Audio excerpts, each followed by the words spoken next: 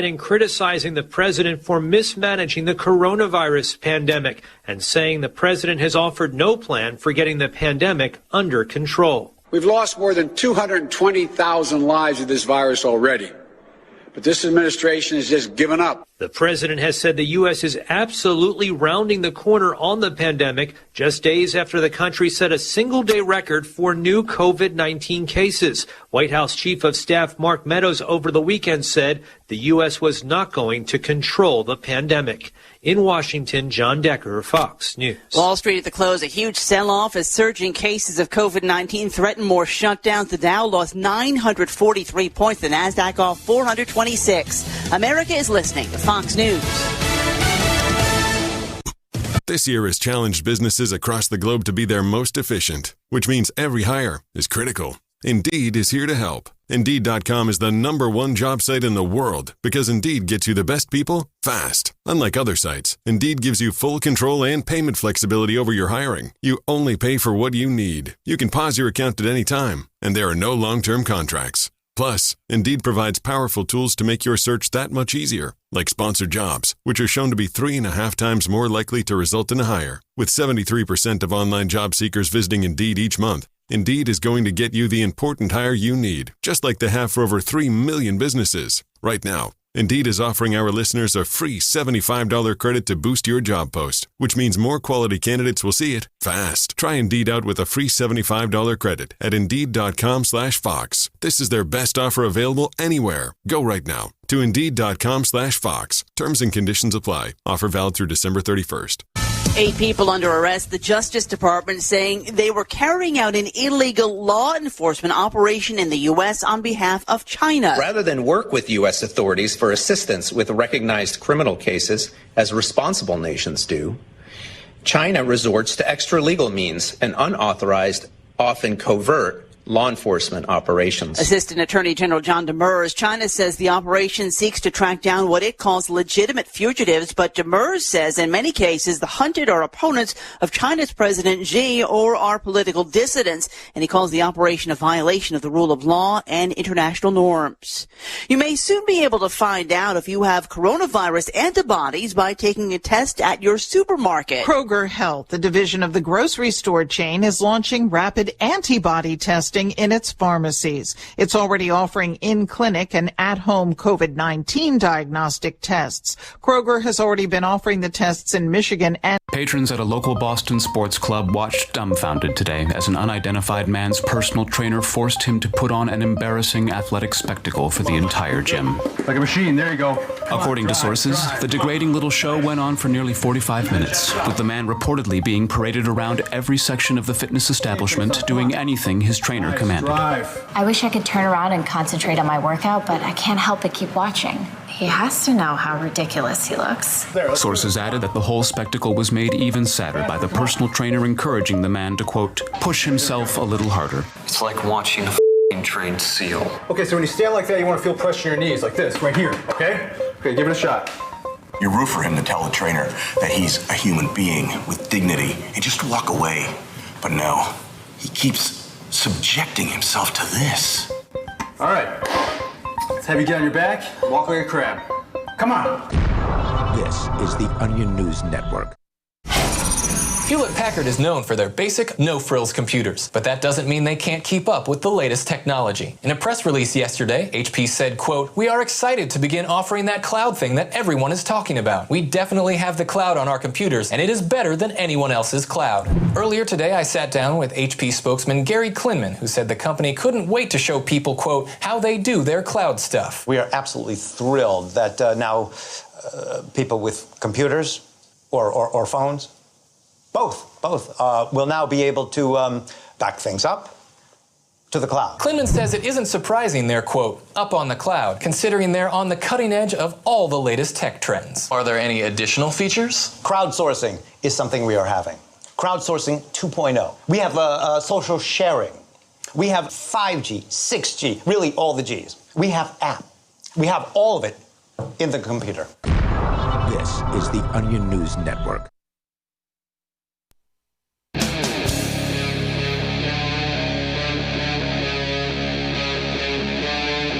Free Talk Live.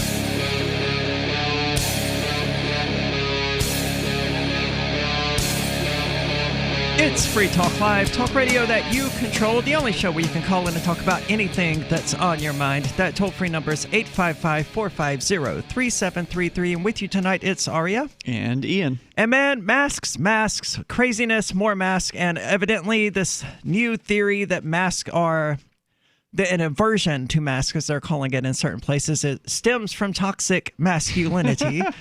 Whatever that means. Whatever that is. Yeah, we're going to get into it. But crazy news, man. You got the Philippines police chief who was attempting to break up a rooster fighting match. A cockfight. Yeah, I just didn't want to call it that. But yes, a cockfight. Yeah. And got slashed, and he died, evidently. Bled to death. Yeah. Strange article. That's where I would like to start. You want to start with that? Okay. Yeah, because it's just so peculiar. There are so many failures on part of the police in this that I think is worth discussing. So coming to us from the New York Post, a police chief in the Philippines was killed by a rooster in a freak accident during a raid to break up an illegal cockfight.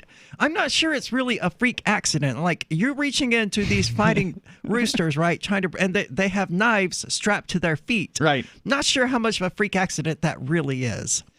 You know, you're going to get there's a good chance you're going to get sliced up. I mean, these things, I've never seen a real cockfight in real life, but I mean, I've certainly seen them on video. I've watched a little bit here and there about the prohibition on these things, and they're obviously illegal there in the Philippines.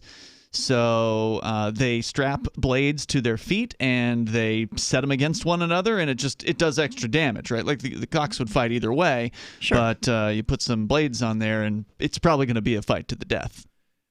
So evidently, one of the fighting bird's blades cut open an artery in his leg, officials said Wednesday. Lieutenant Christian Bollock, chief of the San Jose Police Force, bled to death Monday in Mutagang Village after the razor-sharp blade, called a gaff, sliced his femoral artery. Oh, God. You know, I don't wish death on enemies or whatever, and the police are definitely the enemy of freedom in a lot of places, but it's hard to feel bad, you know? I mean, look. Well, I mean, a cop who's breaking up, something like this, and I oppose cockfighting and dogfighting in every form. Yeah. As a cop who's trying to do that is trying to do a good thing for the animals involved. I lament his death in this case simply because he was trying to do a good thing and he died in the process. Well, but on the other hand, I mean, while I don't disagree with you that setting animals to fight one another is kind of sick, it should be legal. I mean, people should be free to have their cockfighting ring or dogfighting tournament or whatever, and other people should be free to protest it in some way by boycotting those people who are involved or whatever.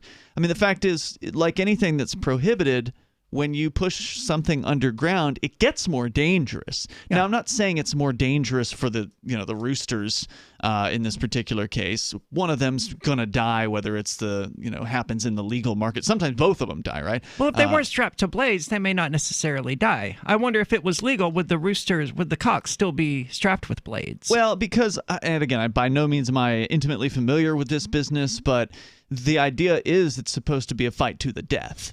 So if they don't have blades, then they may not kill one another, in which case, how do you declare the winner?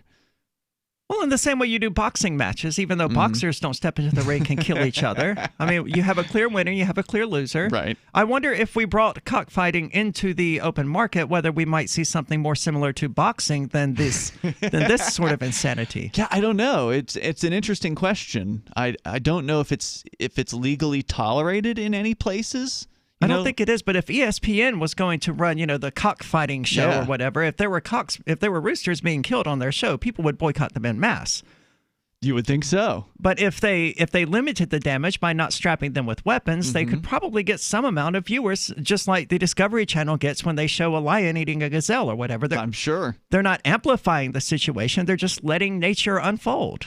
I got to say, if it was the episode where the cop gets his leg slashed open, it might get extra viewers in that particular case. So the cop was trying to compass... I mean, look, I'm sorry, bro. That's instant karma right there for you. I'm not going to say that cop was doing a good thing necessarily. I mean, he's probably corrupt. This cop, sure. he's a Filipino police chief. Okay, I don't mean to say that because Philippine police chiefs are worse than American police chiefs. They're all full of corrupt people, whichever country we're talking about. But I mean, this guy's working underneath Rodrigo Duterte, I believe is his name, the sort of the Trump of the Philippines. Oh, he's far worse than Trump. I mean, Trump is awful, but he Duterte says things is worse. Okay. Like, yes, substantially worse. Yeah, I mean, Duterte is like a real life thug. Trump is the kind of guy who has thugs do things for him. So Trump himself, I don't think, again, I don't know Trump, but I get the feeling that he probably wouldn't want to get his hands dirty. Maybe he does. I don't know. But Duterte has actually been alleged to have pulled the trigger and executed somebody in the past, at least one somebody in the past. And this is according to a hitman who used to work for him. Jesus. So, I'm like, he's a real thug. So anyway, a police chief who's working for this guy, probably not going to be like sure, I'll give you that guy. Yeah. Who knows what kind of horrors this guy who died at the claws of the bladed feet of this cock, who knows what kind of horrors this man has brought upon the various drug users or dealers in his area, or prostitutes, or just innocent women that he may have forced to his will. I mean, who knows what this person has done. So I'm not shedding any tears. I'm certainly not either. Yeah. So he was trying to confiscate the roosters, but the problem was that the rooster's blade may have been laced with poison. Someone told the Associated Press. Now, that seems like speculation. Yeah, this is more ineptitude on the part of the police here. Police tried to slow the blood loss by tying a cloth tightly around Bollock's leg, but they may have applied it to the wrong spot. Now, I'm no expert on applying tourniquets, right? But you do it above the wound. That's what I've heard. Yeah. So it's kind of difficult to screw that up. And then the fact that he bled to death. And they're saying, man. oh, well, the blades may have been poisoned. No. None of this makes any sense at all. No, that doesn't make any sense. Why would they poison the blades? It's a cockfight. Yeah. 3 farmers who had been taking part in the illegal fight were arrested, and 3 others are being sought. Authorities ultimately seized 7 roosters, a pair of gaffs, and again, those are the knives or razors strapped to the feet, and 550 pesos, about $10 in cash, officials said. Man, big money. Things must be hard in the Philippines. Yeah. Police have been cracking down on illegal cockfights as the gatherings have been blamed for helping spread the coronavirus in the central province. That's a weird justification for seeking out these cockfighting rings. Right. It's not because they're abusing the animals. Yeah, it's because of coronavirus. We grieve with our provincial police in the loss of such a committed and selfless officer whose enforcement of our community quarantine regulations has cost him his life. So they're making this entirely about COVID for whatever reason. I have a heavy heart as we have lost a brother who sacrificed his own life in the name of service, said another officer in a statement. The Philippine National Police grieves the untimely death of Lieutenant Bollock and extends its deepest sympathy to his family and relatives. Now, did he really die in the name of service would be my question here. I mean, he was doing his job at the time that he died, but was he really doing what he was supposed to be doing? Was he doing anything to make the community safer or to help people? Or was he just trying to interrupt a cockfight because he didn't want coronavirus spread? No, that's not the reason. I mean, come on. No one is going to believe that that was the reason they were breaking up this cockfight. Not if there were a total of like 6 farmers there, evidently. So cockfights, known as tupada, are popular gambling activities in many parts of the Philippines. Some are licensed, evidently, but many are illegal. Some cockfights are licensed? That's what it says. Oh, that was here that was the answer Post. to my question. I was actually just looking online. I wanted to see where cockfighting was legal. I wonder if in order to get a license, you have to agree not to use the blades. I doubt that. It would be curious to find out. So the Philippines has recorded more than 375,000 infections. So here we have this story about a cop dying by interrupting a cockfight, and somehow, some way, the media has managed to twist it into being about coronavirus. You just gave us the reason what it was about. It's about the fact that they have licensed cockfights, and this wasn't a licensed one. They wanted their cut of the $10 worth of pesos. What do you think? This guy died over a handful of pesos. Oh, man, that's tragic. 855-450-3733. It's Free Talk Live. News from news.bitcoin.com. The U.S. government moves to regulate cryptocurrencies after the Attorney General publishes enforcement framework. $4.8 billion still missing from the Silk Road. Some of the oldest Bitcoins were just moved. Is Satoshi Nakamoto back in the game? Publicly traded companies move more cash into Bitcoin. Bitcoin.com is your source for getting started with cryptocurrencies, getting a wallet, buying Bitcoin Cash, mining, and all the latest cryptocurrency news at news.bitcoin.com.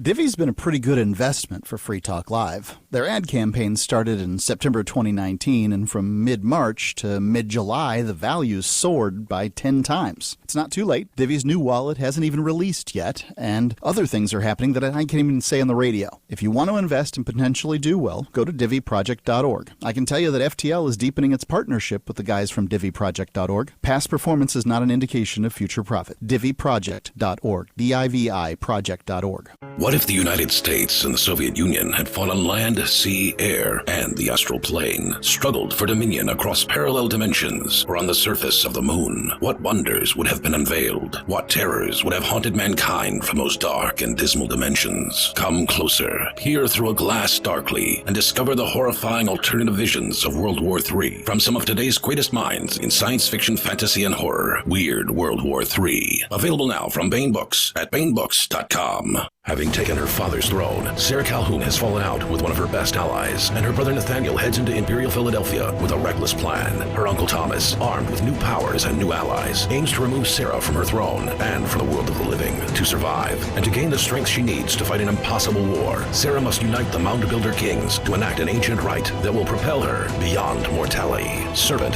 Daughter by DJ Butler is the newest entry in the Dragon Award-winning Witchy War series from Baen Books at baenbooks.com.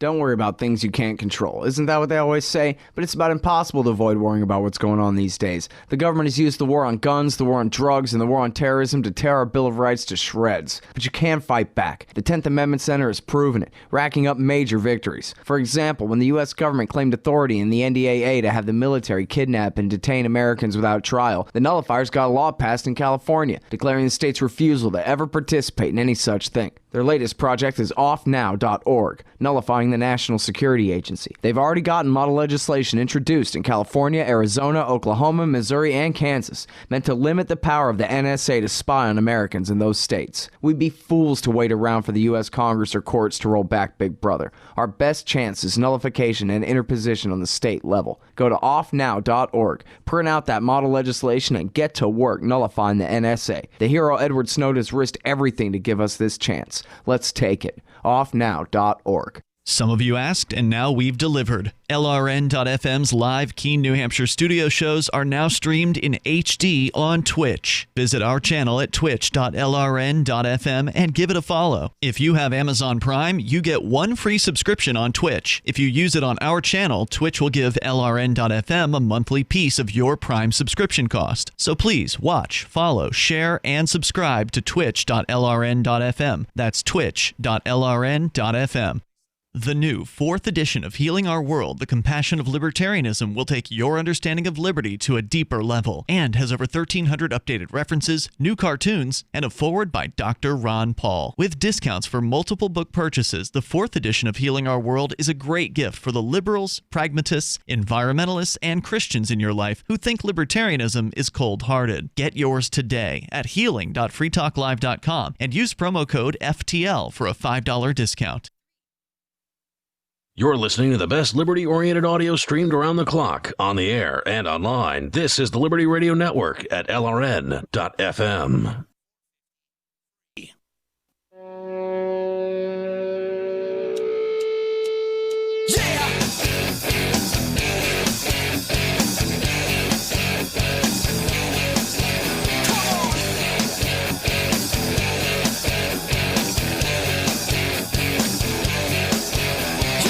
Free Talk Live, talk radio that you control. The only show where you can call in and talk about anything that's on your mind. That toll-free number is 855-450-3733. With you tonight, it's REN Ian. And Bitcoin.com has launched a trading platform, and you can find it at local.bitcoin.com. It allows you to buy or sell Bitcoin Cash using dozens of payment methods like PayPal, Venmo, bank deposit, remittances, or meeting in person with cash. Unlike some other supposed peer-to-peer cryptocurrency trading platforms, you can still meet someone in person with cash. There are no ID requirements to sign up for and use the site, and all communications between buyers and sellers are encrypted, which means you finally have a global trading platform that respects your privacy. Visit local.bitcoin.com to get started trading Bitcoin Cash. Again, that's local.bitcoin.com. In 2020, it started out as just a normal year. And then there was this COVID-19 nonsense. And then it only got crazier and weirder and more unpredictable until we have this story coming to us from NBC News of two Chicago sisters accused of stabbing a store security guard 27 times. Oh, my God. After he asked them to wear a mask. Two sisters were charged with first-degree attempted murder on Tuesday after they allegedly stabbed a security guard 27 times. You could have just said no. Right. After he asked the women to wear a mask and use the store-provided hand sanitizer, police say. Jeez. Talk about an overreaction, man. Well, I mean, it's one overreaction to another overreaction, ultimately. That's true. Yeah. But this is generally why businesses are told, don't push people on this because people are freaking crazy, clearly. A Chicago Police Department spokesperson told NBC News that Jessica Hill and her sister, Jayla, initially got into a verbal altercation with the guard at a shoe store in Chicago after they refused to wear a mask. The late Sunday afternoon incident turned physical. You don't get in between women in their shoes. You're not wrong. It turned physical when one of the sisters allegedly pulled out a knife and stabbed the guard multiple times in the back, neck, and arms, police say. Oh, man. Chicago police said that the 32-year-old victim was hospitalized at Mount Sinai Hospital in critical condition, while the sisters were arrested and treated at a hospital nearby for minor injuries. According to police, the women were in good condition and later booked at Cook County Jail. At a bond hearing, Circuit Court of Cook County, God, that is a lot of C's, Judge Mary Marubio charged the women with first-degree attempted murder and ordered them to be held without bond.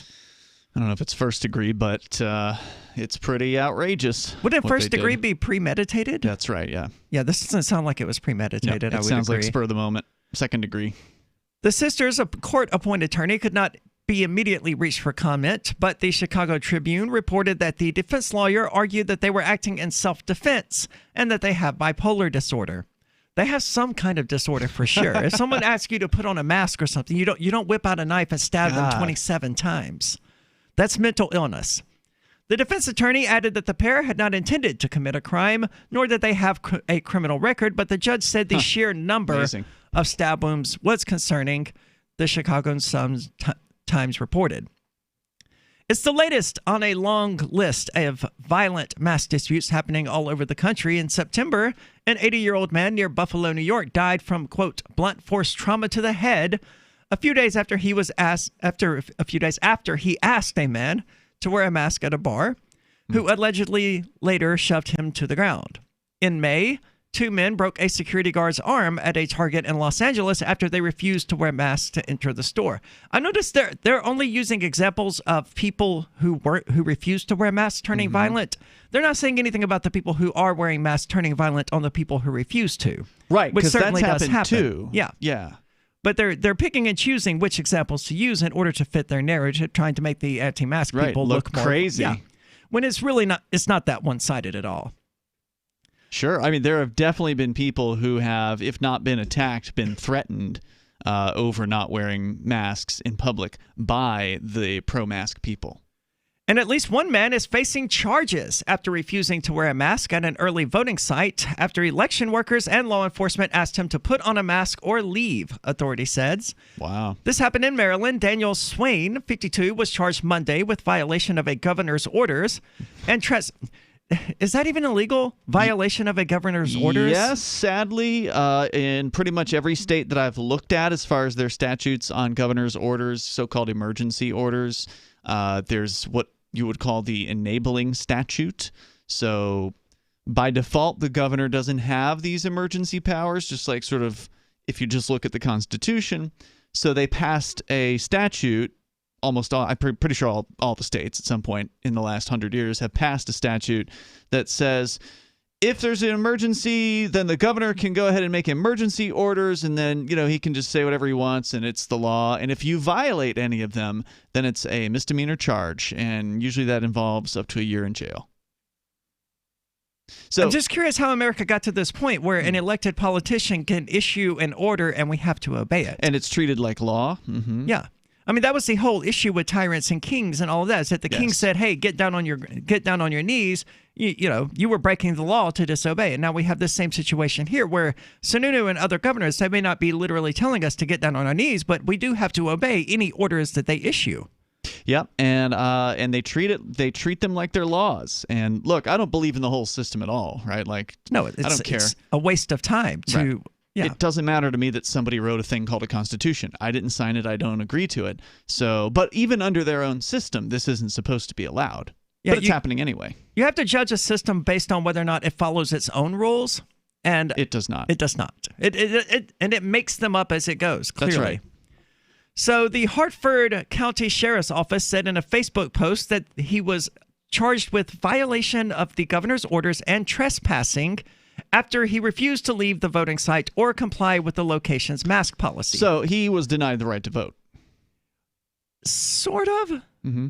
Deputies were told that Hartford County Board of Elections had a designated area for voters who were unable or unwilling to wear a mask. Okay. And you can speak to this point. I don't have it. I've not been in Maryland, but yes, there's something similar here in New Hampshire. And this is what you had to do. You had to go to this little segregated area for the bad sheep who wouldn't put on their face masks, right? For the second-class citizens. Yeah. Well, evidently they had that same sort of thing in Maryland, and he just refused to take that approach. He said, no, I'm going inside. Oh, he wanted to vote with all the so-called normal people. Yes. I see. That would seem to be the case. 2 election officials asked the man to leave and called for assistance after the men, they're saying there were multiple. That's twice they've used the word men, but they've only mentioned one guy. After the men were declared to be trespassing, according to the sheriff's office. Deputies worked to resolve the situation for nearly 30 minutes. At that time, one man complied and left the premises. However, Mr. Swain made the choice to continue to refuse to comply with directives given by the election judge. I have to say, they don't have the authority to say, no, you must vote here. Everyone else can vote here. I mean, they're going to do it whether they have the legal authority or not. Well, yeah, because you'd have to find an attorney or be an attorney who knows how to sue these people over this stuff. And finding an attorney who's willing to sue the state, it's not easy.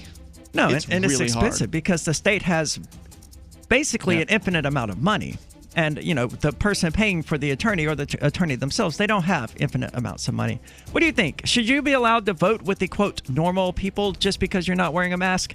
855-450-3733. Or maybe you think it's okay to treat people who aren't wearing masks like second-class citizens. Let us know. This is Free Talk Live. From New York Times and Wall Street Journal bestselling author Larry Correia comes the latest chapter in the epic military fantasy saga of The Forgotten Warrior. When the Grand Inquisitor perverts the law in his genocidal plot to kill every man, woman, and child in the untouchable cast, only the traitor Ashok Vadal and the Sons of the Black Sword stand in his way. If it's war he wants, it is war he will get. Bain Books presents Destroyer of Worlds. Available September 1st, wherever books are sold. Visit MonsterHunterNation.com for more. Do you want more businesses accepting Bitcoin Cash and Dash? Now with AnyPay, you earn passive income for every purchase at those businesses. Finally, a financial incentive to spread Bitcoin Cash and Dash. You made it happen, so you receive the rewards. Download the AnyPay Cash Register app and add your cryptocurrency wallet addresses. Then install it at a real-life business and tell us what you did at AnyPayInc.com. AnyPayInc.com. Why did you move to the Shire? I moved here to the Shire because there's other people around who take liberty just as seriously as I do. I moved to the Shire because I saw videos of people challenging authority and thought that I could get support myself. It called to me, like, do this, right now. I wanted to be around people like me who got it, and once I got here, I knew there was nowhere else that I wanted to be. I've always wanted to change the world, so I moved to the Shire to join people who were actually working towards doing the same thing. The people here are awesome, loving, and positive. It was for the adventure and for the feeling of something important is happening here, and I just wanted to come to sort of be part of that. Visit ShireSociety.com to read and sign the Shire Society Declaration and learn the reasons why, if you love liberty, you should immigrate to the Shire. Plus, connect with others via the forum at ShireSociety.com. That's ShireSociety.com. Cell 411 is a free app for Android and iOS that replaces government-controlled 911. Cell 411 allows you to preset a group of friends or private organizations to show up at any emergency. Cell 411 is a nightmare for the state because it proves their so-called services aren't needed. Cell 411 has had thousands of installs, and of course it's covered by the BIPCOT no government license. Cell 411 because your friends won't shoot you when you're in trouble. Without the government, who would build the emergency services? You and Cell 411. Get it today at getcell411.com. So you've heard all 3 hours of the latest episode of Free Talk Live, and you're still hungry for liberty-oriented audio content? Did you know that we have another 24/7 audio stream at LRN.FM? The Liberty Radio Network airs the latest episodes of some of the best liberty-oriented podcasts on the internet around the clock. In addition to recorded content, you'll also hear live shows like Free Talk Live, originating from our Keene, New Hampshire studio. So listen anytime at LRN.FM. That's LRN.FM. LRN.FM's free-to-air satellite feeds blanket most of 2 continents. It was my goal to put our channel there so people without internet could receive our programs and feed pirate radio stations. As our contract with our satellite provider is coming up for another 3-year renewal, I have to consider calling it quits. It's rare that we get feedback or support from our satellite users. We started a fundraiser a few years ago, and though there are a bunch of great contributors to it, as of this recording, it covers 15% of our monthly satellite costs. Please email lrn@lrn.fm and tell me how you use the satellite feed. Better yet, chip in at fund.lrn.fm. The costs aren't the issue. We can afford them, but why continue something not valued by the market? Want to help? You can join our satellite fundraiser for just $2 a month at fund.lrn.fm. If we raise enough to keep both channels on the air, awesome. If we raise more, I'll add more channels. If not, we can shut them down and go internet only. It's up to you. Thank you for your support. Fund.lrn.fm. Do you love Twitter? Make sure you favorite the LRN.FM Twitter account so you can receive our tweets at twitter.lrn.fm. That's twitter.lrn.fm.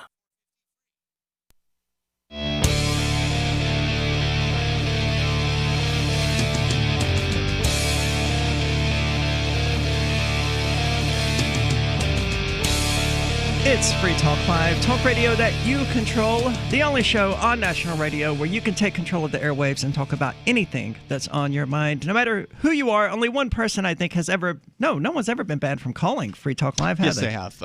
There's a psychopath in Arizona who was banned for a couple of years. Okay. 855 though, 855-450-3733, unless you're a psychopath from Arizona who threatens to kill the show host. Now. There's currently no one banned from calling Free Talk Live. We also did ban Dave in New York temporarily, and I think it was just because he was calling incessantly about the same thing and wouldn't stop. Yeah. But sort he's of like also Sarah from New Mexico, who always was talking about, pedestrians. She changed and it road up traffic. often enough. That's true. I guess she did. Yeah. Well, we've got an interesting caller here that I'm excited to bring to you. We've got actually Christopher Cantwell calling. Chris, you're on Free Talk Live. Yeah, speaking of nobody gets banned, you even talk to reputed crybaby Nazi extortionists, and so it's good to be with you guys. It's true. And, by the way, you're calling us from jail. You're currently being held pre-sentencing on ridiculous, outrageous charges that have basically made you into a political prisoner regarding saying something mean to someone on the internet.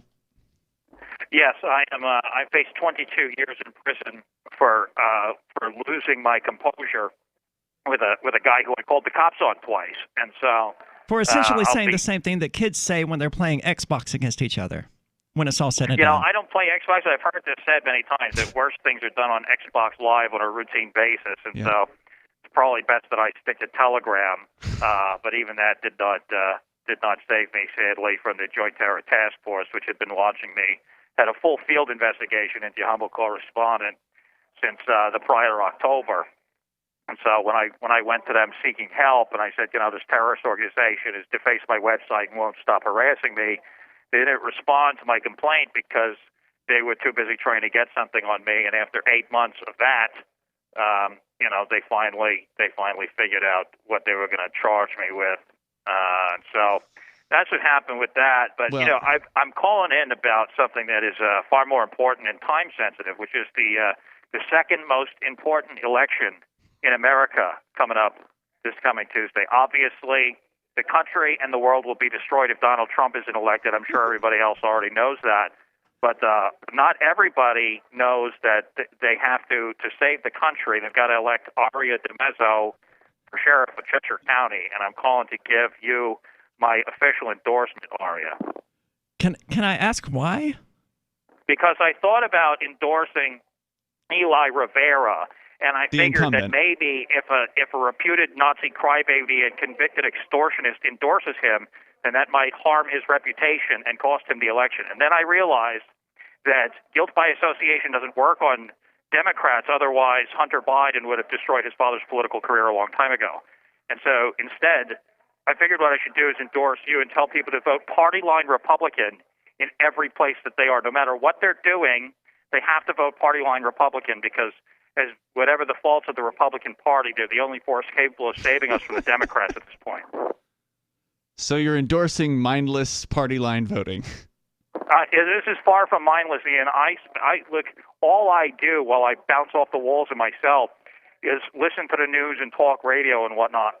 And so I know everything is happening out there. And I don't want, the party of Joe Biden, who sold us out to China, in power. The Democrats took the House of Representatives in 2018, and they tried to impeach the President of the United States. And they did this while the FBI had Hunter Biden's laptop, which completely exonerated the president. These people are dangerous, and they're really going to do a lot of damage. And whatever you think about the Republican Party, figure it out after November 3rd. Figure it out in primaries, because this is something that is really going to do a lot of damage. I'm not kidding around here. This is really serious stuff. And look, I've been listening to Free Talk Live while I've been in this jail, and it's funny that when you listen to to WTSN 98.1 here in Stratford County, I hear you come on the commercial for the show and you say, we're not pro-Republican or pro-Democrat. But in recent times, it's become impossible for you not to sound pro-Republican because you're seeing how crazy the Democrats are, okay? There was a Joe Biden rally in Philly last night. Most people call it looting and arson. But, I mean, it's basically what has happened is that these people are running around looting stores, smashing windows, and setting things on fire. And that is what counts as political activity for the Democrat Party today, you know? So what you're saying is you've been listening to Free Talk Live every single night for the last several months, and it hasn't made you any more libertarian.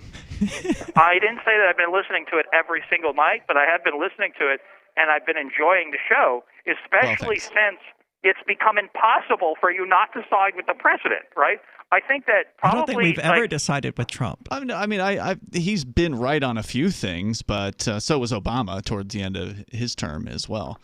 But what I'm getting at is that the Democrats have taken this strategy of trying to make the country as miserable as possible, hoping that people will not realize it's them doing it and vote for change on Election Day, right? They've locked down their own cities. They've destroyed their economies. They put COVID patients in nursing homes, trying to cause as much death, destruction, and misery as they possibly can, all in the hopes that you'll vote for Democrats just because you're fed up with life under a Republican president. That's the extent of their strategy, and that is something that if you reward that with political power, then a lot more people are going to be dead and miserable, and we have to stop it if we care about our country and our people. I have to say that I wish I could disagree with that assessment, but there aren't very many good explanations for why these Democratic governors did, in fact, send COVID-19 positive patients into nursing homes, as they did in New York and I think Michigan. Pennsylvania did it too, I think.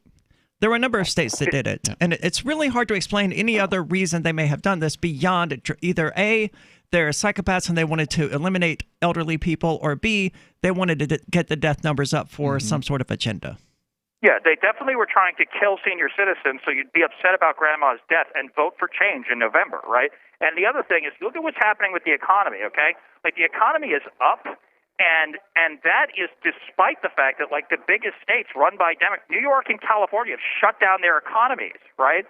And, but still, as a country, like, we're actually doing pretty good, and that is staggering when you think about it. If the governors in New York, California, and Michigan and whatnot were not trying to destroy the country, imagine how good we'd be doing. You know, the Trump administration has really done good. If Biden and the Democrats take control of the federal government, they are going to cause a lot of trouble. It really needs to change. So you're in support of anyone who isn't for that reason a Democrat? and others, I hope that you get elected along with every other Republican in the country. But it's because I'm not a Democrat, right? Well, the thing is this, you know, I mean, if you were running as a Democrat, you would not have my endorsement. I'm a partisan, okay? But you know, at this point, look, if you're going to have if you're going to turn Cheshire into a sanctuary county, then like we might as well have an anarchist, transgender, or Satanist in charge of things. I mean, it's basically the same thing, okay?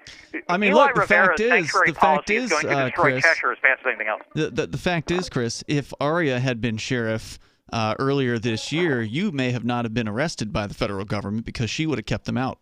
Ian is correct. Well, you know, there's In fact, she gave you, I wouldn't say an endorsement because obviously we don't agree. I can't speak for you, Arya, but No, I do not endorse we don't Christopher agree. Cantwell. We don't agree with your Nazi viewpoints, but she did do hashtag Free Cantwell and has been taking some heat for it. You probably didn't know that. Well, I don't have access to social media here, Right. but I know that there's been a lot of support because it's wrong what happened here. There's no doubt about that. It but is. You don't deserve I to should be in probably that shut up cell. about it because I still have sentencing. So, you know, you have my endorsement. I wish the best for Cheshire County and for the United States and the Republican Party. That's a pretty And the big only way that we endorsement to say it's the second most important election in the entire country. Thanks, Chris. Yeah, you know, maybe I was exaggerating a little bit, but it still matters. You know.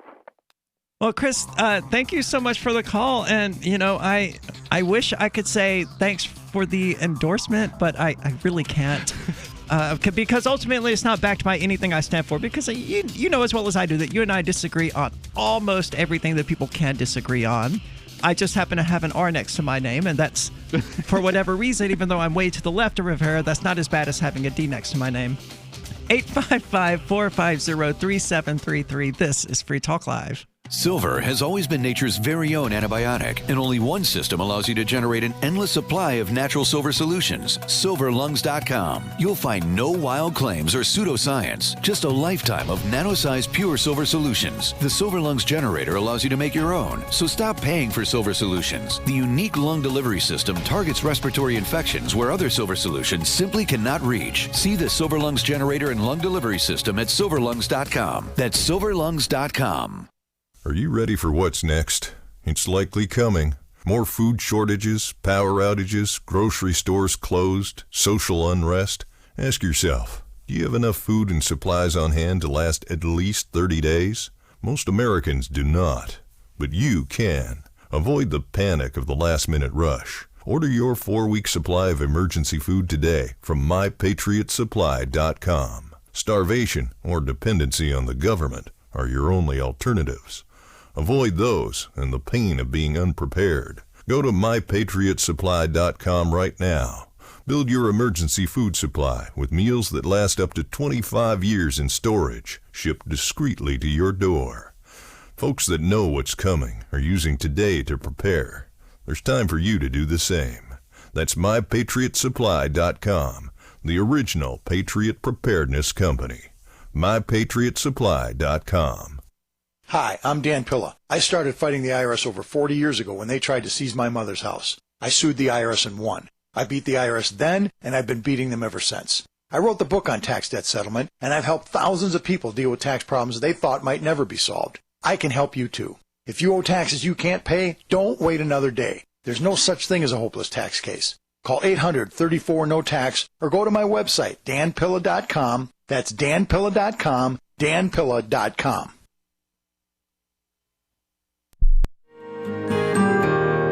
So the protection of life, liberty, and property is what the Free State Project is all about. But it's an effort to move 20,000 people who understand. It's about demonstrating to the entire country that, yeah, we can have a free market, a truly free market. Making it just a freer, great place to live.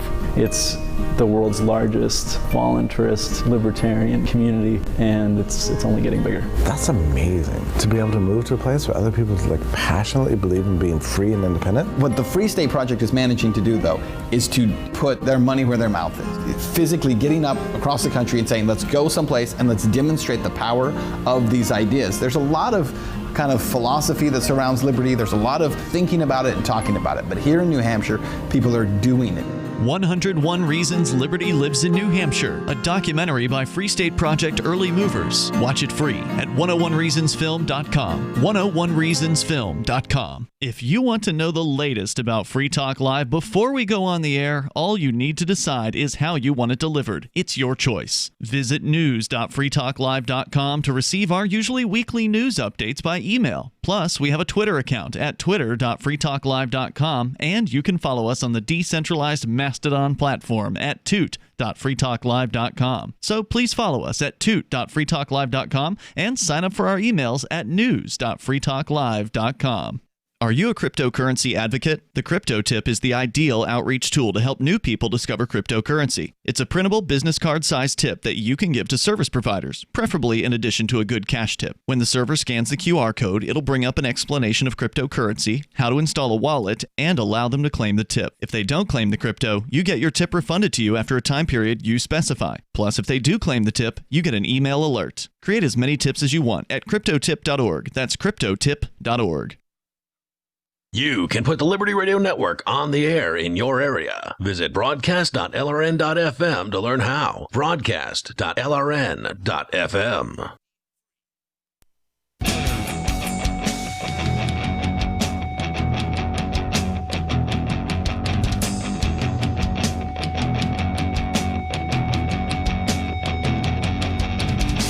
This is Free Talk Live, talk radio that you control, and you can call in and talk about anything that's on your mind. That toll-free number is 855-450-3733. With you tonight, it's Arya and Ian. And man, we were just talking about how 2020 could not possibly, well, we didn't say it couldn't possibly get weirder, but we were talking about how it's just getting weirder and weirder.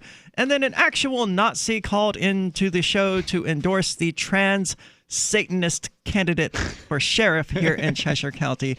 And I don't even know what's going on anymore. So, yeah.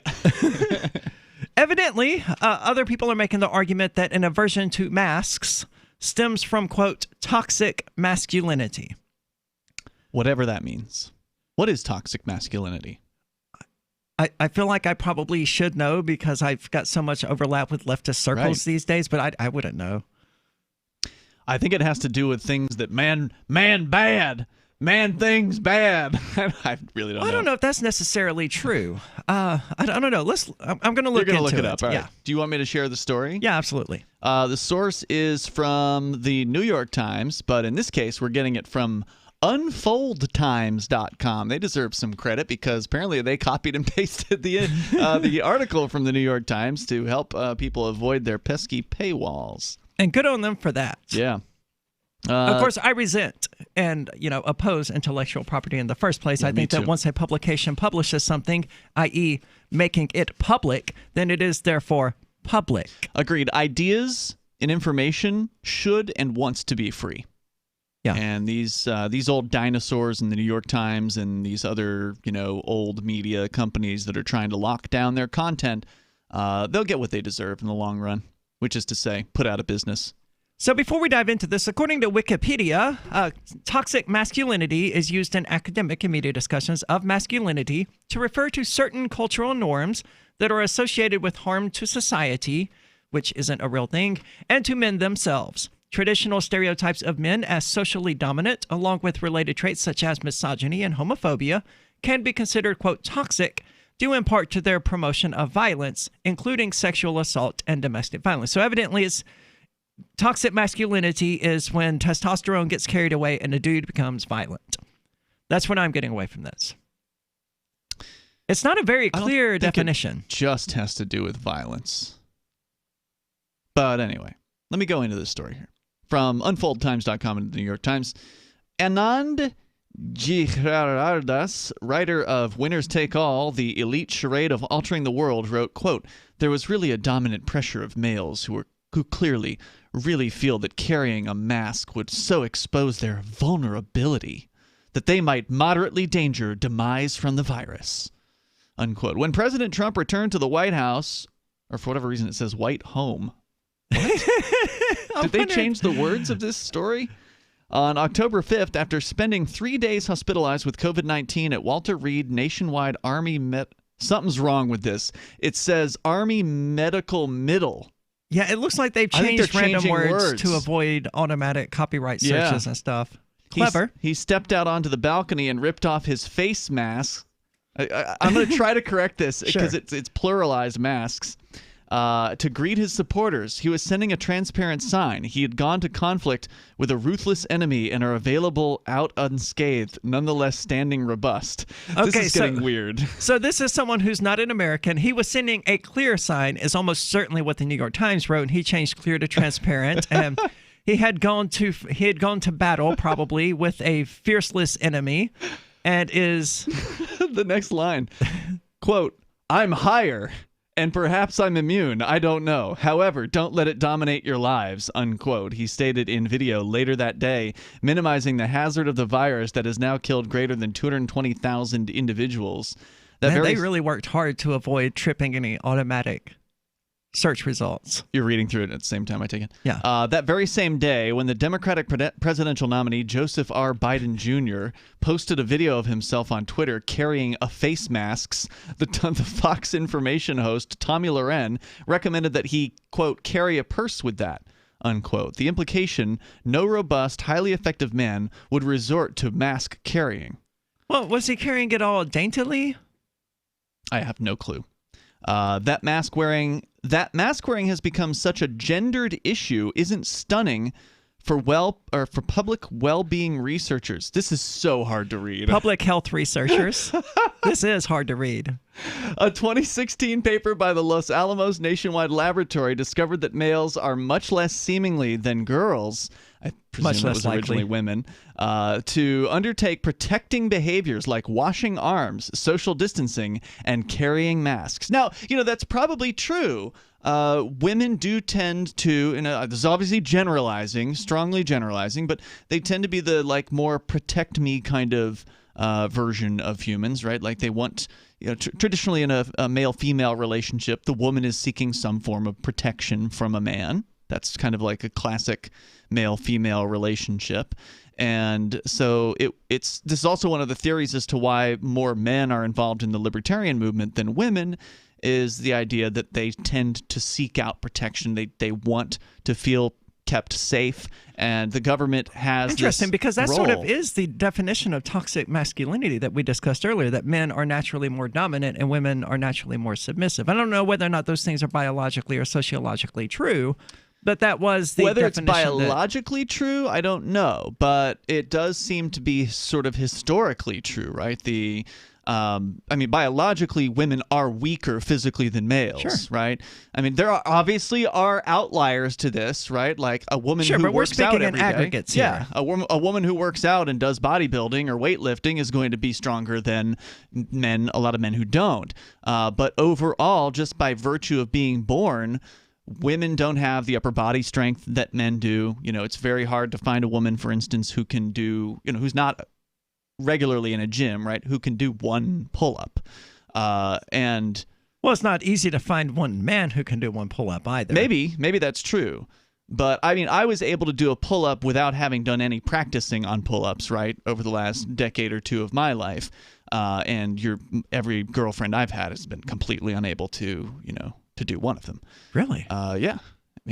Women cannot do, for the most part, they can't do pull-ups. I can speak for the experience of biological women because I know I can do pull-ups, but I'm not a biological woman. So, you got going all the way back to caveman days or whatever, a woman would be likely to seek out a male not just because she has a biological drive to be impregnated, and the males, of course, have the biological drive to impregnate them. So there was that, but also because, a man could keep her safe from whatever beasties or nasty things Or are from out another there. man. Or other men. Yeah, exactly, are out there. So, I mean, traditionally, those have sort of been the roles. Now, obviously, there's a push to change those roles. And I'm not necessarily opposed to empowerment for women or anybody who's underpowered by Sure, nature. and it's no longer necessarily a matter of physical strength now that we have, guns and things like that. Yeah. Now it doesn't really matter who the physically strongest one is. Correct. But they're saying here in this article, again, the researchers at the National Laboratory, Los Alamos Nationwide Laboratory, found that males are less likely to undertake protecting behaviors, they say, like washing arms, social distancing, and I think they mean hands, social distancing and carrying masks. I believe that women are probably more likely to wash their hands than men on an average basis. Men are just sort of thought of as more dirty, right? Like they're just the... Oh, God, that was toxic femininity on my part, wasn't it? To make such a bold suggestion about women and men. Yeah, see, it doesn't seem like being toxic to just talk about the way things are or the way things have been. It's just observing reality. That's all. It doesn't. It doesn't mean anyone is limited to those roles either. Right. It's not making a judgment on somebody to say, hey, this is the way things have been. Men are generally, they take dirtier jobs, right? Like how many female plumbers have you ever met? That's not to say they don't exist, but I've never met one of them. You know, I did actually rent from a couple who owned a plumbing company in Florida when I lived down there for a time, rented a house from them. And the wife worked at the company, but she wasn't a plumber, right? So she was like the manager. Owner/manager of the company, but she wasn't the one going out on the job site getting dirty. So, there's something to be said for these stereotypes. Going on. The authors of the research said, quote, or allegedly said, quote, masculine toughness is constantly associated to greater destructive emotions and decreased constructive emotions about mask carrying. That's gonna be difficult to parse. So masculine strength is constantly associated with more destructive emotions, like anger, I guess, and rage. I'm giving up on this article. I saw this story and I saw, the full text. And you know what? We didn't look at it. It turns out it's almost unreadable. It is. A for the effort, Unfold Times, but this is very difficult to parse. 855-450-3733. This is Free Talk Live. From New York Times and Wall Street Journal bestselling author Larry Correia comes the latest chapter in the epic military fantasy saga of The Forgotten Warrior. When the Grand Inquisitor perverts the law in his genocidal plot to kill every man, woman, and child in the untouchable cast, only the traitor Ashok Vadal and the Sons of the Black Sword stand in his way. If it's war he wants, it is war he will get. Bain Books presents Destroyer of Worlds. Available September 1st wherever books are sold. Visit MonsterHunterNation.com for more. Divvy's been a pretty good investment for Free Talk Live. Their ad campaign started in September 2019, and from mid-March to mid-July, the values soared by 10 times. It's not too late. Divvy's new wallet hasn't even released yet, and other things are happening that I can't even say on the radio. If you want to invest and potentially do well, go to DivvyProject.org. I can tell you that FTL is deepening its partnership with the guys from DivvyProject.org. Past performance is not an indication of future profit. DivvyProject.org. DIVI Project.org. Want to accept Bitcoin at your online store? There's a good chance you already have what you need: a WordPress using WooCommerce and a Bitcoin address. Now all you need to start taking Bitcoin payments on your website is the AnyPay app on your Android or iPhone. Just paste your Bitcoin address into AnyPay, then connect it to your website with our one-click plugin for WordPress. Now your website takes Bitcoin, start to finish in 15 minutes or less with no complicated steps. Download AnyPay from the App Store today. The LRN.FM social media channels have been revamped. We've eliminated Facebook and focused on other platforms like Twitter and Mastodon, the decentralized alternative to Twitter. On our accounts, you'll find posts from multiple LRN.FM show hosts together in one place. Follow us on Twitter at twitter.lrn.fm, or better yet, move to the decentralized Mastodon social media platform at toot.lrn.fm, toot.lrn.fm. I think you'll like it. You're listening to the live edition of Free Talk Live. Hour number 2 is next after the news here on the Liberty Radio Network at LRN.FM. It's not helping your cause. I'm Lisa Lacera, Fox News. The mayor of Philadelphia with a message to those who took part in violent protests and looting after the shooting death of a black man. Mayor Jim Kenney says the looting in Philadelphia that followed Walter Wallace Jr.'s death is not honoring the man who died. Rather, they are taking advantage of those who want to peacefully protest Walter's tragic death. Police Commissioner Daniel Outlaw says 81 people were arrested in last night's unrest. Our investigators are still working diligently around the clock to ensure that there will be many more in store. The charges include burglary, vandalism, robbery, arson, and assaulting officers. The investigation into Wallace's death continues, with the commissioner promising details after Wallace's family is made aware. Gernal Scott, Fox News. Zeta, a powerful Category 2 storm, has made landfall on the coast of southern Louisiana. We do expect Hurricane Zeta to continue to pose the greatest threat because of wind. And although the other impacts that we always see from hurricanes will also be experienced, but we do believe this is going to be primarily a wind event. Governor John Bell Edwards, forecasters say New Orleans is right in the storm's path, but they say it's moving fast, so they don't expect huge amounts of rain. Anonymous has revealed himself. Miles Taylor, the former chief of staff at the Department of Homeland Security, has claimed authorship of a New York Times op-ed published in 2018 in a scathing book published last year titled A Warning. Both the newspaper piece and the book describe the president as incompetent and unfit for office. Fox's Jared Halpern, President Trump tweeting a short time ago, "Who is Miles Taylor?" said he was anonymous, but I don't know him, never even heard of him. America is listening to Fox News.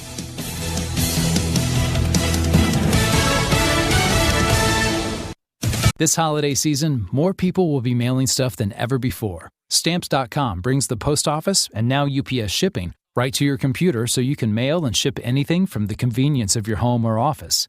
With Stamps.com, you can print postage on demand and save money with deep discounts you can't even get at the post office. Like 5 cents off every stamp, up to 40% off priority mail, and up to 62% off UPS shipping rates. Print official stamps and labels right from your computer for any letter, package, or class of mail, anywhere you want to send. Once your mail's ready, schedule a pickup or drop it off. It's a no-brainer. Don't spend a minute of this holiday season at the post office.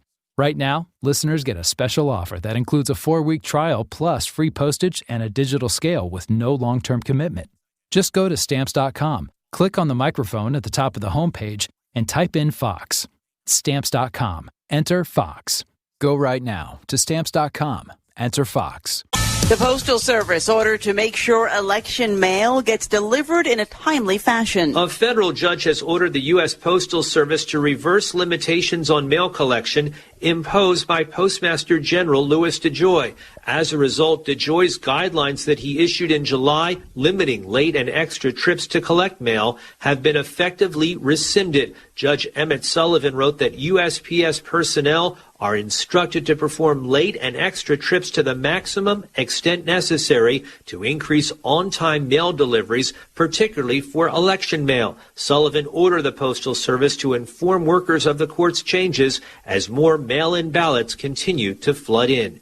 In Washington, John Decker, Fox News. In the 60s, Tupperware parties were a thing, and most kitchens had at least some of the storage containers. In the pandemic, the company has seen its profits soar again as people break out the cookbooks and need a place to put leftovers. Tupperware reporting earnings of If you're looking for work, you know the math. There are many more applicants than openings, so you need to stand out, not blend into the blah, blah, blah your interviewer is hearing from your competition. Here's a tip. In your interview, you will be judged more by the questions you ask than the answers you give. Yes, do anticipate the obvious job interview questions and prepare concise, insightful, glass-half-full sounding responses. And you should interview your interviewer. Seem genuinely curious about what will help get results. With money and attention so scarce now, effective communication skills have never been more important. You want to cut through the clutter. For more tips for job seekers and making all the other conversations you have more productive, hit survivalspeech.com. I'm Holland Cook. Did you know that 35% of high school girls report that they've only had sex with 1 or 2 partners a year, instead of having the living shit out of them by any guy they see? Did you know that only half of all 17-year-old males report without a condom, even though it's really the only way to go? There are thousands of American teenagers today who are unaware of the full benefits of your brains out all day, every day. These otherwise average high schoolers haven't been taught about every chance you get, pounding each other dry and never ever pulling out. Every sexually active high school student should know this stuff. Ditch the condoms, because it's always better raw. Stop worrying about STDs. Every chance you get. Just keep and strangers, doesn't matter who. And most importantly, be direct with your partner about how badly you want to their brains out. This is the Onion News Network.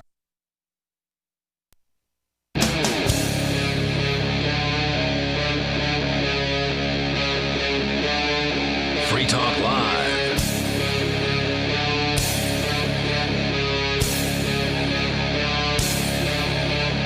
It's Free Talk Live, talk radio that you control, and you can call in and talk about anything that's on your mind. That toll-free number is 855-450-3733. With you in the studio tonight, it's Ian and Aria, and we're talking about toxic masculinity. We were trying to use this article from Unfold Times, but it turned out to be unusable. Intolerably bad. It's kind of interesting. I wasn't expecting to have this example of, look, this is what happens when you put your what was probably considered award-winning content, right? Like the New York Times is known for having decently written articles. Like they don't hire people who don't know how to write. Whether you agree with their viewpoint or whatever is another question.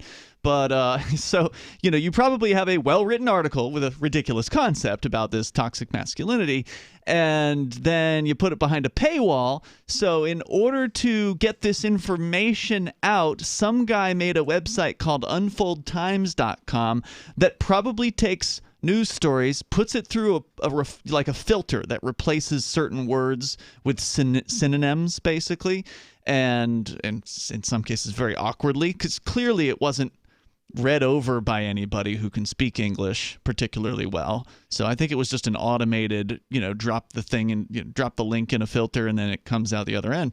A different article. It also expands names. I noticed, like instead of referring to the Democratic presidential candidate as Joe Biden, it called him Joseph R. Biden Jr.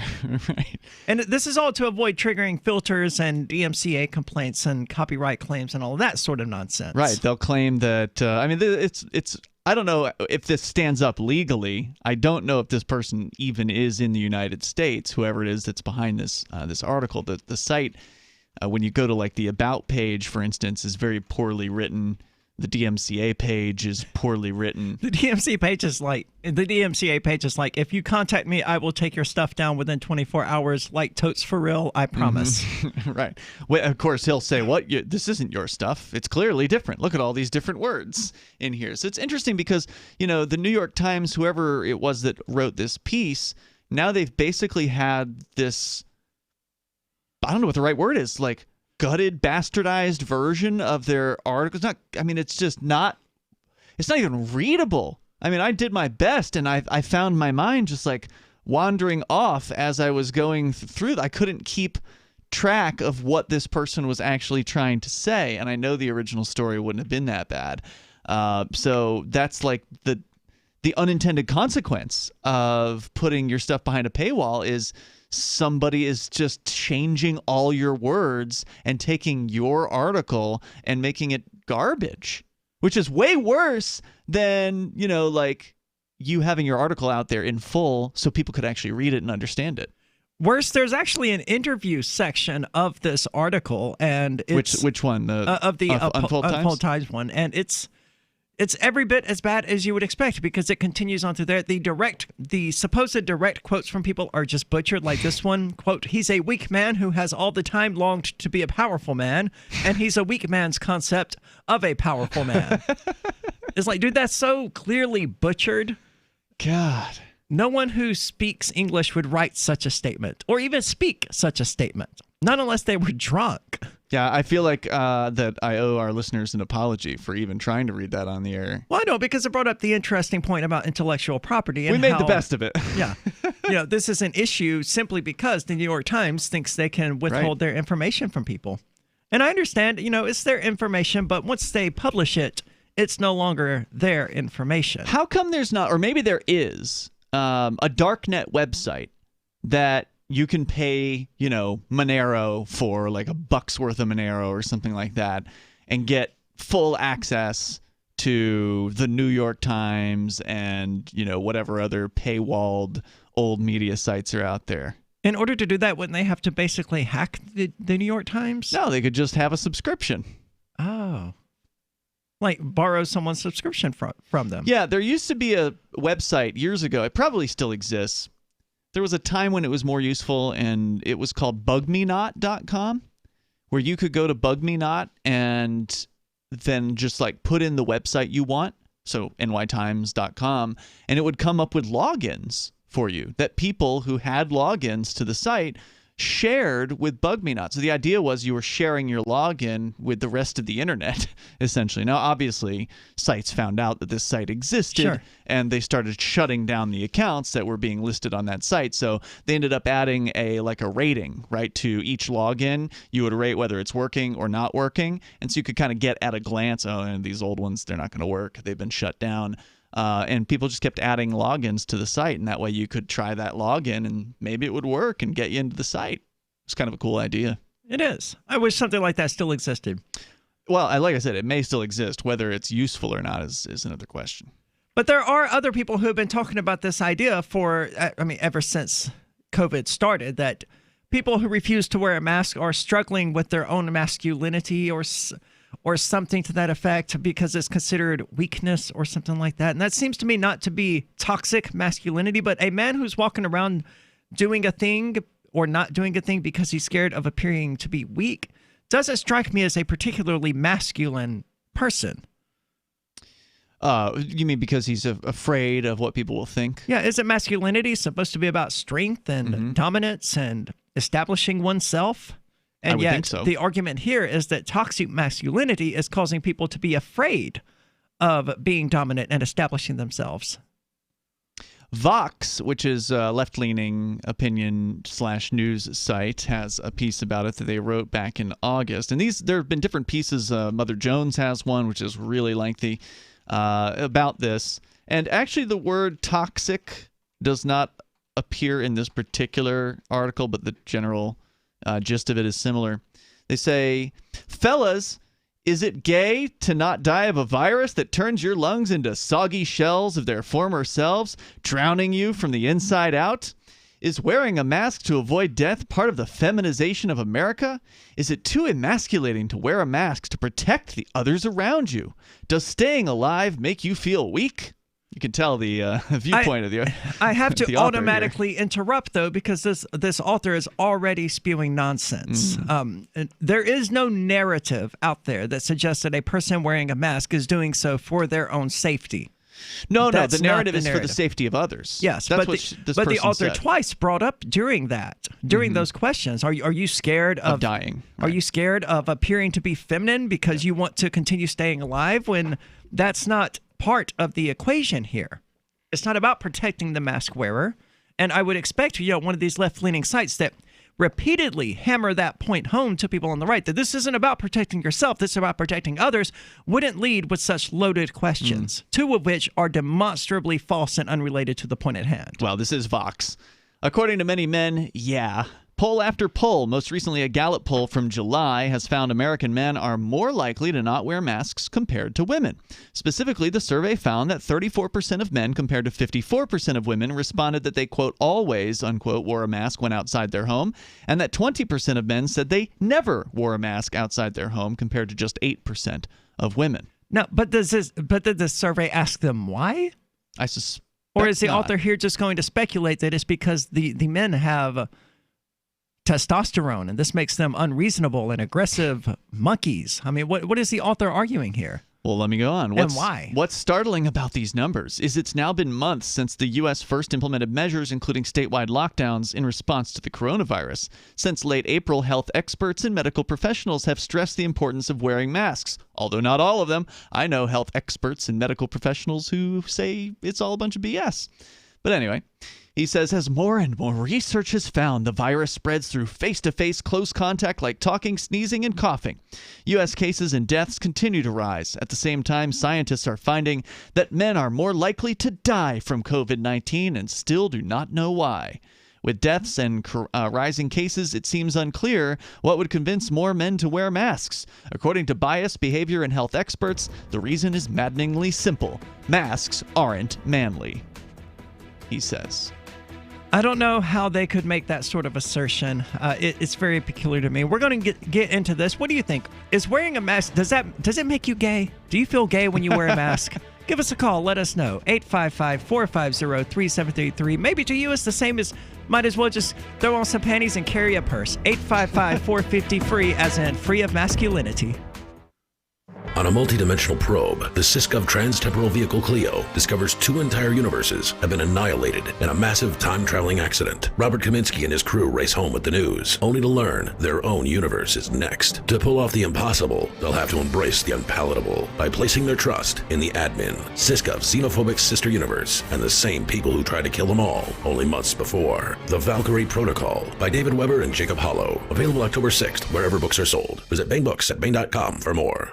News from news.bitcoin.com. The U.S. government moves to regulate cryptocurrencies after the Attorney General publishes enforcement framework. $4.8 billion still missing from the Silk Road. Some of the oldest Bitcoins were just moved. Is Satoshi Nakamoto back in the game?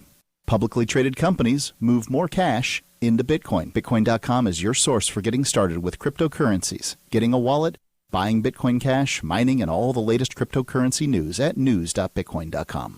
Having taken her father's throne, Sarah Calhoun has fallen out with one of her best allies, and her brother Nathaniel heads into Imperial Philadelphia with a reckless plan. Her uncle Thomas, armed with new powers and new allies, aims to remove Sarah from her throne and from the world of the living. To survive, and to gain the strength she needs to fight an impossible war, Sarah must unite the Mound Builder Kings to enact an ancient rite that will propel her beyond mortality. Servant Daughter by DJ Butler is the newest entry in the Dragon Award-winning Witchy War series from Bain Books at bainbooks.com. Did you know you can support freedom of speech just by visiting shop.freetalklive.com? You'll see links to Walmart, Love Java, Newegg, and more. Every day, Free Talk Live is at the forefront of the liberty movement as the biggest liberty-oriented talk show in the world, giving you a platform to be heard on any topic. Get listener-only specials without doing anything other than an extra click. Visit shop.freetalklive.com. Use the links and buy what you'd be buying anyway. Take action now. Save and support freedom. Visit shop.freetalklive.com. It's shop.freetalklive.com.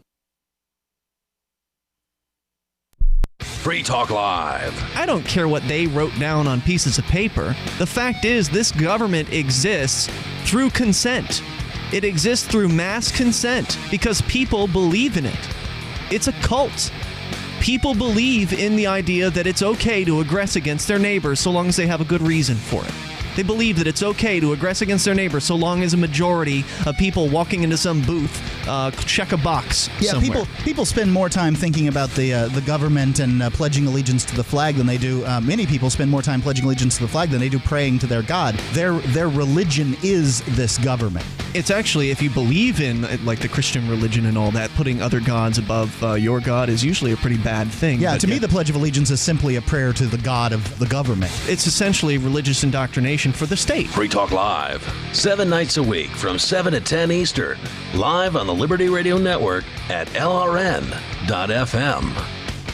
There are lots of ways to listen to Free Talk Live. Our podcast has been around since podcasts began, and now the FTL feed is loaded with content besides our full show archives. Did you know that we make it easy for you to customize your podcast subscriptions? We have different feeds, one that includes only our full shows, one with just the Daily Digest, and our main feed that includes everything. You decide what you listen to. It's quick and easy to customize your feeds at feeds.freetalklive.com. That's feeds.freetalklive.com.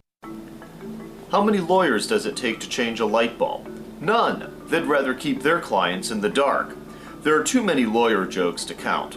However, there are some lawyers with more noble intentions. At the Institute for Justice, we bring the light to our clients. We are a non-profit public interest law firm with clear values and principles. At IJ, we fight for those whose most basic rights are denied by the government. Visit our website today at ij.org. Help get LRN.FM into more ears. Visit promote.lrn.fm for a free bumper sticker, flyers, banners, graphics, and more. Promote.lrn.fm.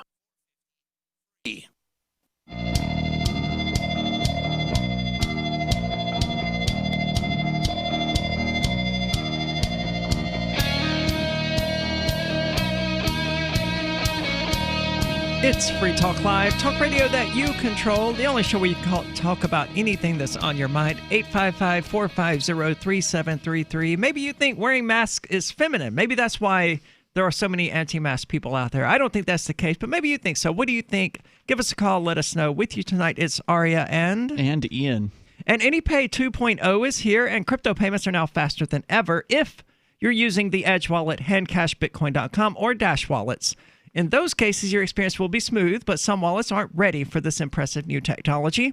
These wallet programmers need to hear from you, the wallet users. Visit anypayinc.com/upgrade to learn why some popular wallets are incompatible with AnyPay 2.0 and reach out to the wallet programmers and encourage them to make payments perfect at anypayinc.com/upgrade.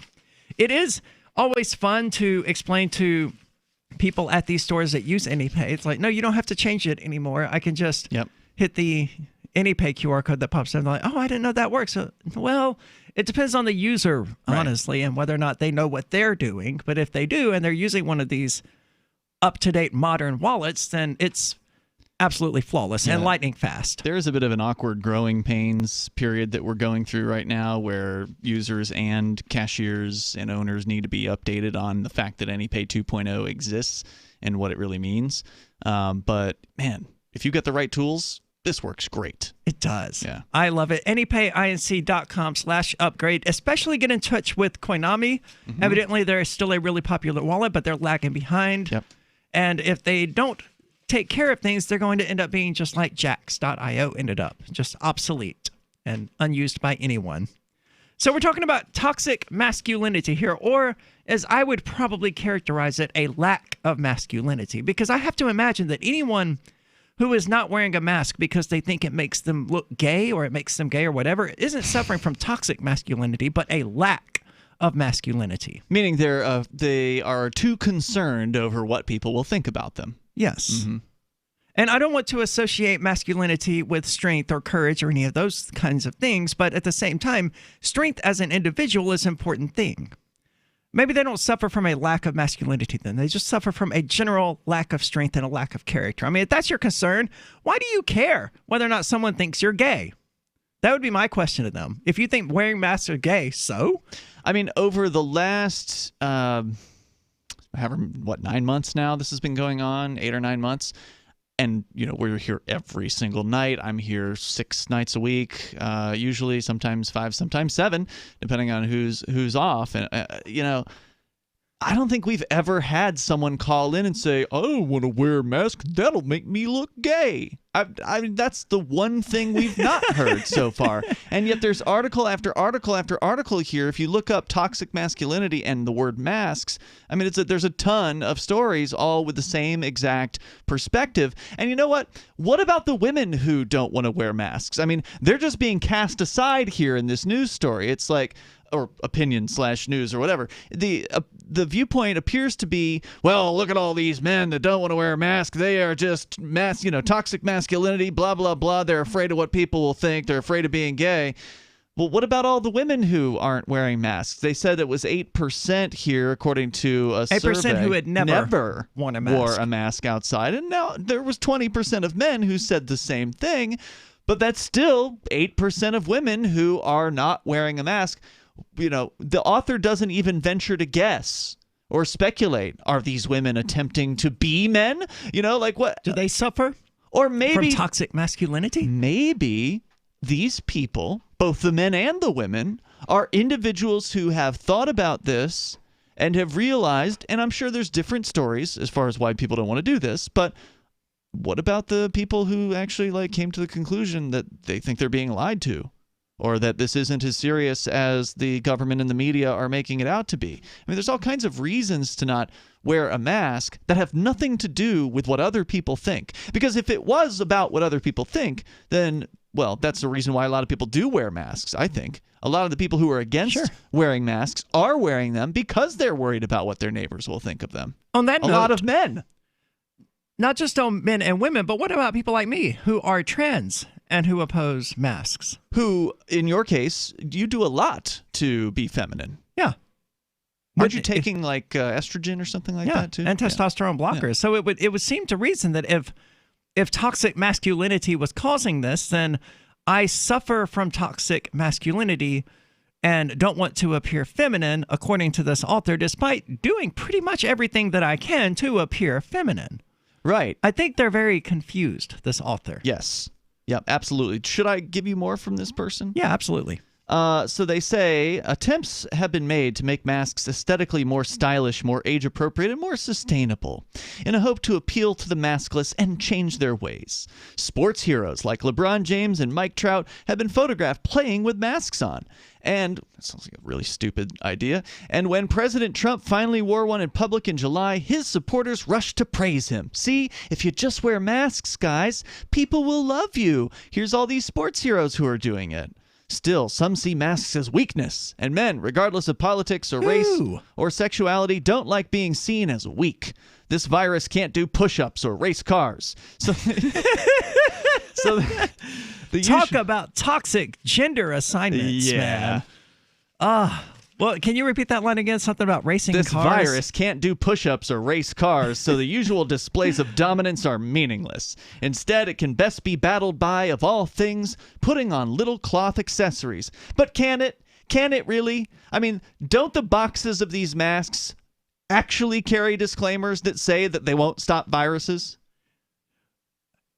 In a sense, they do. I think they say they will not protect the wearer from catching viruses. I think that's what a lot of them say. I don't know, never having read them, but having seen pictures around the internet. It doesn't. The holes on these things are much larger than viri, right? So viruses can pass through the mask relatively easily. The idea is that the holes are smaller than spit particles. I understand. I understand the idea. But I don't know if it works or not. Regardless, it's right there on the mask box. Sure. And you also have people constantly handling them. So, yeah, that's the issue. I mean, if this pandemic is real and it can be stopped by social distancing and wearing masks, I have to tell everyone in the United States, we are screwed and we're all going to die if there's actually a seriously deadly virus, because you have idiots right now who are not wearing their masks. They're constantly touching them if they are wearing them, standing in the middle of store aisles, standing right in front of store doors, preventing people from getting in. This whole idea of social distancing somehow mitigating the spread of this thing, it's nonsense. Absolutely. Look, I'm not concerned with it, right? Like I come from the world where you just go around and you take your risks and you get sick sometimes because that's just the way it is. People touch things, you touch them, it's fine. I'm not a germaphobe. I've never been one of those folks. But if you're going about your daily business without a mask on, then the only reason you have to touch your face or your mouth area is if you are actually sick, right? Like, you might wipe your nose or you've got an itch or something like that. There may be some occasional reason to touch your face, but throughout the day, there's no real reason to touch your face. However, if you're wearing one of these masks, you see them constantly touching. So they're probably touching their face and mouth area and whatever nastiness is on that mask 100 times more often per day than they would normally. And then, of course, they're touching all the other things that they touch. So if anything, it's actually accelerating the spread of touchable things. 855-450-3733. This is Free Talk Live. Remember when you first heard about Bitcoin? How long did it take you to realize this little project would soon change the world? Do you kind of wish you had got involved sooner? Well, now is your chance to be a part of the next revolution in money. Intercoin is working to finally make crypto go mainstream. It's designed to be scalable enough to support everyday payments and even elections without the state. Bitcoin was originally supposed to be a peer-to-peer cash system, the way we would all pay one another without having to trust any third party. But instead, over time, it mostly became a store of value. That's because every 10 minutes, the Bitcoin network must put all transactions into a block, and that block can only hold so much. If crypto is to become mainstream for people to use it for everyday payments, we need a new architecture, one that is as secure as Bitcoin while being far more scalable. Check out intercoin.org to find out more and maybe pick up some of those coins for yourself. Is spreading the message of liberty, cryptocurrency, and peace around the globe worth $2 per month to you?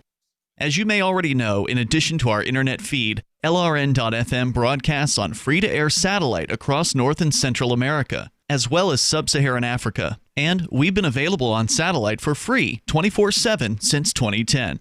The LRN.FM free-to-air satellite signal is reaching some of the most oppressive regimes in the world, and there's no doubt our ideas are making an impact. You can learn more about the channel's impact by watching the 3-minute video at fund.lrn.fm.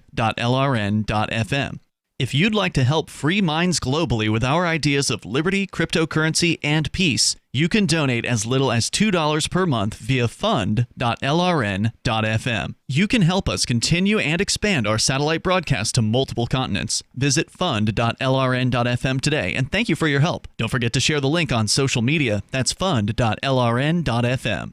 Bitcoin.com has launched a trading platform at local.bitcoin.com, allowing you to buy or sell Bitcoin Cash via dozens of payment methods like PayPal, Venmo, bank deposit, remittances, or meeting in person with cash. There are no ID requirements to sign up for and use the site, and all communications between buyers and sellers are encrypted. Finally, a global trading platform that respects your privacy. Visit local.bitcoin.com to get started trading Bitcoin Cash.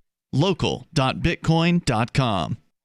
What if you want to hear the latest episode of Free Talk Live, but all you have is your phone, you forgot to download our archive, and you have no data connection? You can call our Listen line at 641-793-0191. That's a long-distance number, so you may incur charges. If not, listen as long as you want. 641-793-0191. The Free Talk Live Listen line, 641-793-0191. I've been told no in many different ways. I give you an order and you're going to obey it. George, you can go this way. You can do that and you have to leave here. You cannot bring signs into the rally. Walk with me. Well, I'm comfortable here, actually. Whoa, Hey. Who do you think you are? Excuse me. There is no video and audio allowed in this office. No, I have work today. You ain't going to make it. Wait on account. Now. Wait a minute. Whoa. Hey! Oh my God! Unbelievable! Why are you running from me? Because you're scared me. You What am I being detained for? You're being served. What is this? You're being served. What is this? Bureaucrats have a funny way of telling people no. That's the sound of the men working on the chain. Derek J's Victimless Crime Spree. Watch it for free and order the Director's Cut DVD at victimlesscrimespree.com.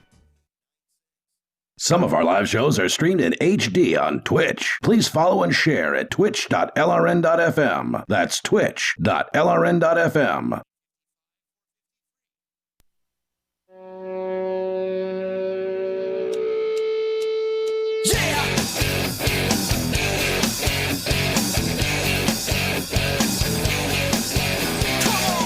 It's Free Talk Live, talk radio that you control.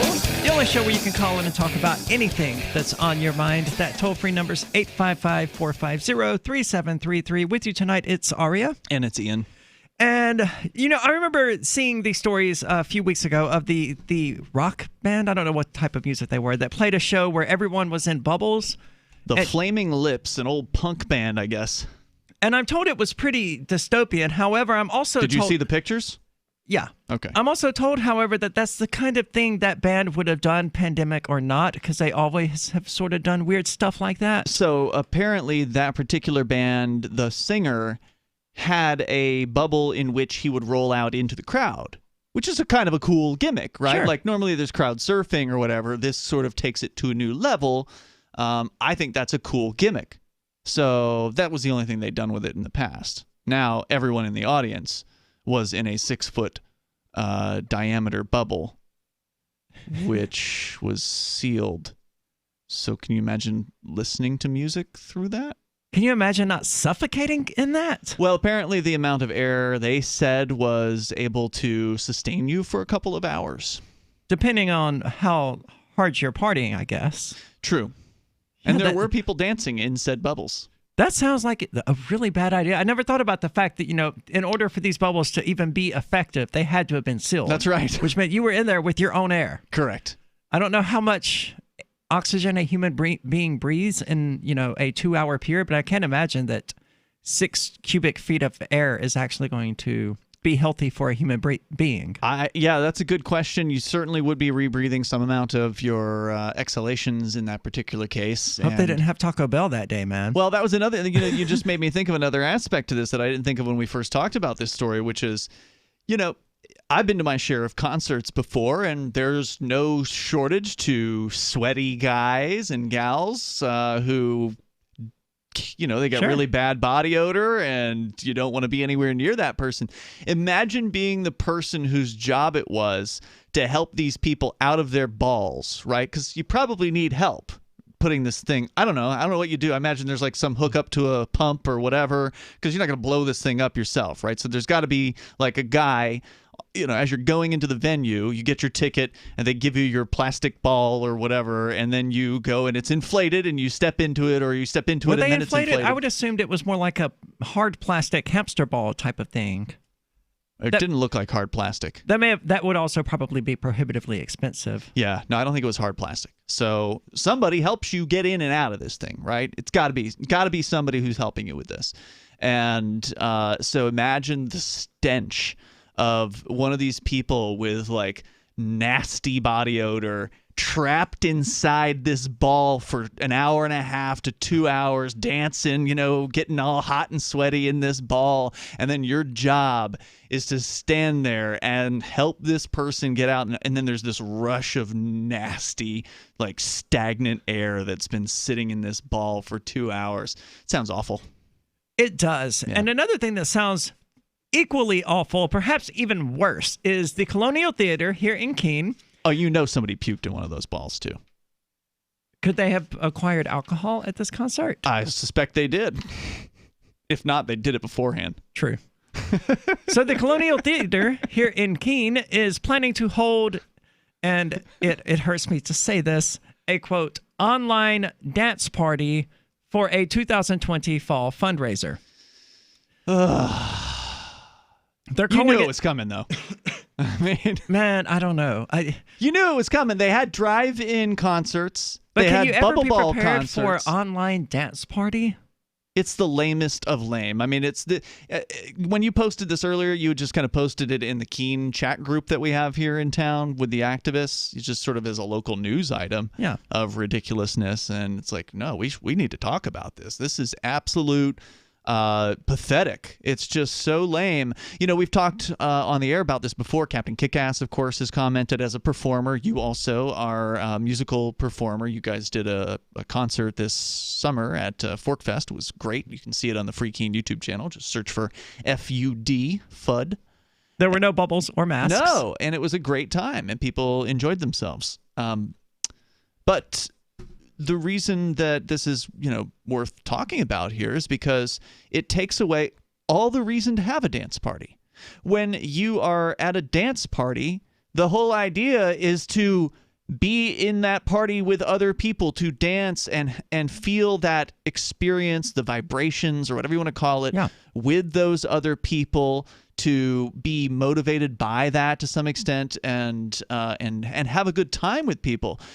Dancing alone in your home to a Zoom conference that you're listening to What? And it is a Zoom conference from 7:30 to 9 p.m. on November the 14th. And yeah, I can't imagine anything more depressing or dystopian than this idea of standing in front of your computer, dancing in an online dance party with Zoom. That's so depressing. You would do better to just teach your dog to dance, or to dance with your cat, or even just dress a pillow up in human clothes and dance with that. Right. Anything would be better than dancing with digital people online. Just play The Sims By and yourself, have them you go mean. dance. Yeah, by yourself.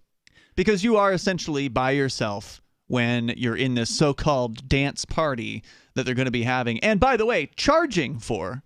Yes, an exorbitant amount, I would argue. I don't think I would pay $25 to go to an in-person dance party at the Colonial. That's a high price to go to any dance party. And this is a digital-only dance party. I mean, look, I want to like the Colonial because they're a strong theater presence here in Keene, but man, when they do crap like this, it makes it really hard for me to want to support them. No, I have only ever gone to one show at the Colonial, and it was early this year, actually, before the COVID thing started. Conan and I went to see a movie there. I'd never been the 14 years I've lived Didn't they run in this Derek town. J's Victimless Crime Spree? No, we rented the normal movie theater for that. Oh, the Keene Cinema? Mm-hmm. Okay. It was cheaper. Lots cheaper. Okay. I thought for some reason the Colonial ran it. Nope. Okay. Even less reason to support them then. Yeah, and so early on in this whole coronavirus thing, they had like on their marquee outside, they've had like opinionated messages. Yes, they have. About putting on masks and things like that. And so obviously they have a particular political viewpoint that does not jibe with those of us. And now they've got the hashtag Save Our Stages up on their marquee. At least the last time I was driving through there, I noticed that, which is this online campaign to basically beg the government for a handout, essentially. And, because all these venues have been shut down, which I suspect is part of the reason and their excuse for charging $25 is they're probably trying to stay in business. Yes, it is a fundraiser for sure. But I remember it was the very second nightcap, right after the governor's orders went into effect. We had the first nightcap, and the week after we had another. That was when I first noticed how just horrific the signs on the Colonial Warriors. The Close Encounters of the Third Kind poster that they had up there, it said no encounters of any kind in its place. I didn't even know that. Yeah, I mean, it was really bad. And then they had the propaganda on the marquee, save our arts, or do your job and keep others safe, stay home, all of this sort of stuff. Stay home, stay just safe. nonsense. And now they're broke because of these very same policies. And like, oh, but we want to stay in business. What service are you providing to people that warrants you staying in existence? Nothing. I mean, look, they've got some band, and I think it mentioned it in the article. I don't know if you said their name, but there's some band. Wade the Great Entertainment. That they've booked. I'm not intimately familiar with the band scene around here, but some of them I've heard, right? Like I've heard their names and seen them out and about on occasion. Never heard of them. But regardless, let's say that, they're an interesting band or they're, good performers. So the band is going to play where exactly? Probably in their home. They're not going to set up the stage at the Colonial for this performance, right? So the band's in their whatever practice area that they have their practices at, and they're gonna set up a webcam, and maybe if we're lucky, they're gonna line the audio in so it'll sound decent, and then people are going to be expected to dance alone, or if they have a loved one, with their loved one alone in their living room on camera for other people to watch alone. And they're gonna call this a party. I'm going to call it depressing. Yeah. 855-450-3733, 855-450-FREE, as in Free Talk Live. When you have a pain in the neck, a real pain in the neck, back, shoulder, or legs, you now have two convenient choices to get fast relief without taking another pill. Because now, Sunny Bay heating wraps and pillows are available at both Amazon and Walmart. Yes, see Sunny Bay's 4.5 to 5-star customer reviews on Amazon.com or Walmart.com. Our made in the USA microwavable heat wraps, heatable neck pillows, and extra large body wraps are designed better for perfect support where and when you need it. Even while driving, Sunny Bay wraps will not burn and stay balanced to provide soothing hot or cold therapy to help treat temporary or chronic pain. And the best part? Sunny Bay quality products start at under $20. Join thousands of happy customers and see why Sunny Bay products have a lifetime 100% positive rating on both Amazon and Etsy. It's easy. Click Amazon or Walmart and search today for Sunny Bay. Do you have health or energy challenges? Would you like to support your health and energy from a product that people consistently feel the uplifting and health-building effects from the first day they consume it? I introduce you to Green Meadow Whey, the only whey protein powder from grass-pastured cows that is processed in a manner that ensures that the proteins and amino acids remain in their correct geometric shape that the body can use. The naturally occurring proteins, peptides, and amino acids in renatured whey are proven to support multiple aspects of human health, from complementing your immune system to neutralizing chronic inflammation to supporting detoxification to stabilization of blood sugar and more. Additionally, due to the Tesla-like frequencies encoded into Green Meadow Whey, it is a dramatic support for your energy and mood. And it is an excellent emergency preparedness food with well over a 5-year shelf life.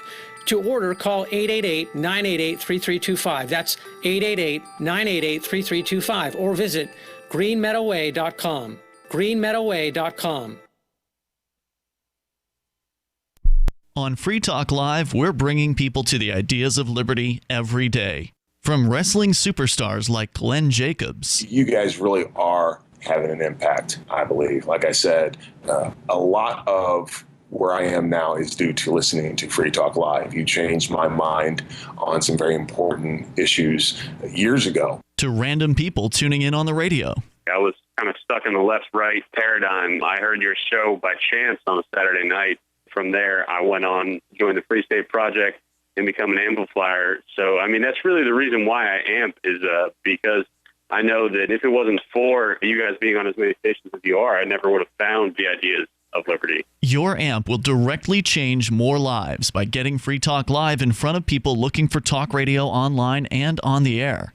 When you amp Free Talk Live, you get perks like access to the AMP-only Facebook group and AMP podcast. Visit amp.freetalklive.com. Some of you asked, and now we've delivered. LRN.FM's live Keene, New Hampshire studio shows are now streamed in HD on Twitch. Visit our channel at twitch.lrn.fm and give it a follow. If you have Amazon Prime, you get one free subscription on Twitch. If you use it on our channel, Twitch will give LRN.FM a monthly piece of your Prime subscription cost. So please watch, follow, share, and subscribe to twitch.lrn.fm. That's twitch.lrn.fm. I'm crazy about My Magic Mud. This is the most important oral care product created this millennium, and I'm not kidding. We all have different opinions on politics and issues, but we all have mouths. And I want yours to be as clean as possible, with teeth as bright as they were meant to be. I will never be without My Magic Mud. It's a little surprising, but man, does it work. If you only listen to one thing I say ever, go to mymagicmud.com and get 20% off with code FTL. mymagicmud.com, code FTL.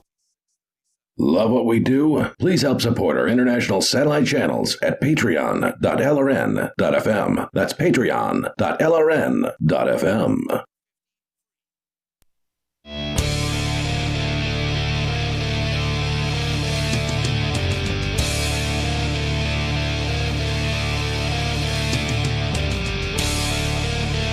It's Free Talk Live, talk radio that you control. You can call in and talk about anything that's on your mind. That number's 855-450-3733. And you know, we were just discussing this another dance party, a Halloween-themed dance party, and it made me think, you know, maybe online dance party.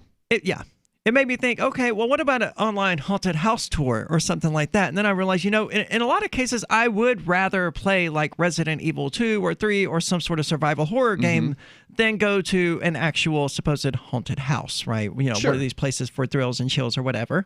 But so I get the desire for that digital experience, but that's really just because it's more in depth with Resident Evil or something like that. You know, it's a 40-hour experience where you get invested in it instead of this 30-minute trip through people jumping out and screaming at you. And there's story and characters and things like that. Yeah, so the two are drastically different, but I could see some sort of parallel between them, but that same parallel is broken when it comes to these online dance parties. You're not dealing with other actual human beings. You're dealing with 2D digitized images of those human beings, and It's not the same, folks. It's not. And your brain is powerful enough to trick you in most cases into believing it's real. And for many intents and purposes, it might as well be real. But when it comes to your actual need to have a human connection with another human being, it cannot trick that part of your brain. And you know what? I'm sure that in this particular case, you were reading from a local story, but I just went online to just search and see. I mean, I knew this was happening elsewhere, and it's happening in a lot of cases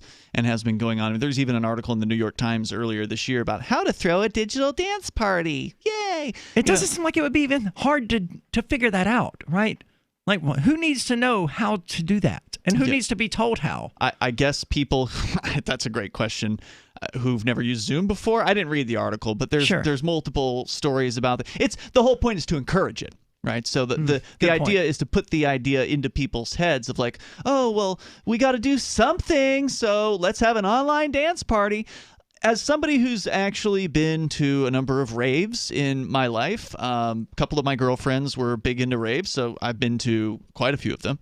And I've done my share of dancing, and there's an energy that's present. And whether we're talking about electronic music or we're talking about mosh pit at a heavy metal show, which I don't go to the mosh pit, but I've been to plenty of rock shows and metal shows. There's an energy present at every performance. Absolutely. That cannot possibly be present in an online version of that. That's not to take away the performance of whoever it is that's, got the guitars and the drums and all that. I'm sure they put their time in and they're practiced and they're excellent technically at what they're doing. But at the same time, those help create that energy. Correct. If your band sucks, it doesn't matter how much energy the crowd has, that energy is going to get bled out. Sure, but I'm going to give these people the benefit of the doubt and figure that they're a good band. They know what they're doing, they're practiced, and they sound good. Okay? I'm not going to take that away from them, but you don't even know if these people are live. It could have been that they recorded the experience earlier in the day or the week before, and then somebody's just, some board operator's just going to hit the play button and play it back. It's not like they're going to stop in the middle of the set and respond to a heckler or, something like that, right? Like there's not going to be any kind of interest. They're just going to play their set. They're going to say, thanks, everybody. Thanks for coming out. Thanks for staying safe, blah, blah, blah. They'll say whatever, message. And it won't even necessarily be happening. Now, if it is happening, it doesn't matter anyway, because, again, the energy is completely sucked right out of the entire experience.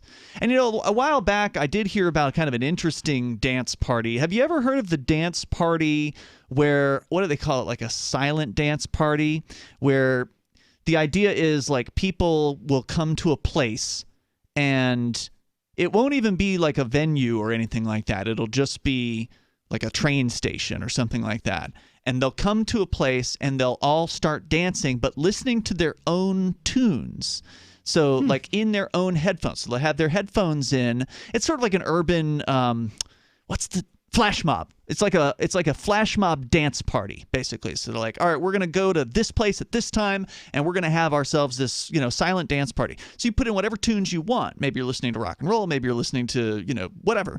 And that's kind of a strange concept, but I kind of liked that, at least, as far as a different style of dance party, because even though not everyone's listening to the same music, they're at least in the same place, and it'll result in some weirdness, I think, in that they're not listening to the same music, so they're not dancing to the same beat, which will be strange, but it'd be something to be interesting to behold. It would be interesting to kind of like observe this and see it, because, everybody will be in their own little zone, right, doing whatever dance they're doing. But to completely disconnect the people, to disconnect every dancer from every other dancer, to disconnect them from the source of the music, it's like, what is the point of this? A lot of rock bands are doing it as well and holding like online rock concerts and things like that. And you raise a really good point. The energy is drastically different. Okay, when we were practicing for the Forkfest concert, me, Captain Kickass, and Gray, the energy between the three of us was drastically different than when you were on stage. From when we were on stage. And there were people there who were energetic. They were happy to be there. They came there to have a good time, and that creates just more energy. There's for feedback. Yes. Yeah. This online rock groups, I'm wondering, is there some dude sitting alone in his den on his webcam with the hook'em horns or the devil's horns or whatever you call the hand symbol that all the metal guys do, and with his long hairs, he just head banging all alone, to this music. I mean, I can't imagine. So, I mean, I'm a musician, right? I play the guitar, and it's really easy to get into it, but at the same time, I don't, go into the full head banging and stuff when I'm sitting there at home playing the guitar. And why would this person do that? There's no energy. From what I've seen, it doesn't transmit. Of these clips on Twitter of rock bands who were doing these sort of live performances or live practices. I've seen a few live practices or clips of ones that made their way onto Twitter. From what I can tell, there's no energy there, and most depressingly, a lot of these bands are like even the singers are wearing masks in their own practice rooms. Yeah, it's absolutely bizarre, man. And these are the singers. I can give it to you. Okay, if you want to present your band as being, towing the line, you have your guitarist and your bassist in a mask, but putting your drummer in a mask, that's borderline inhumane. That's a full-blown body workout. And putting your singer in a mask, expecting them to sing awful while wearing a mask, are you kidding?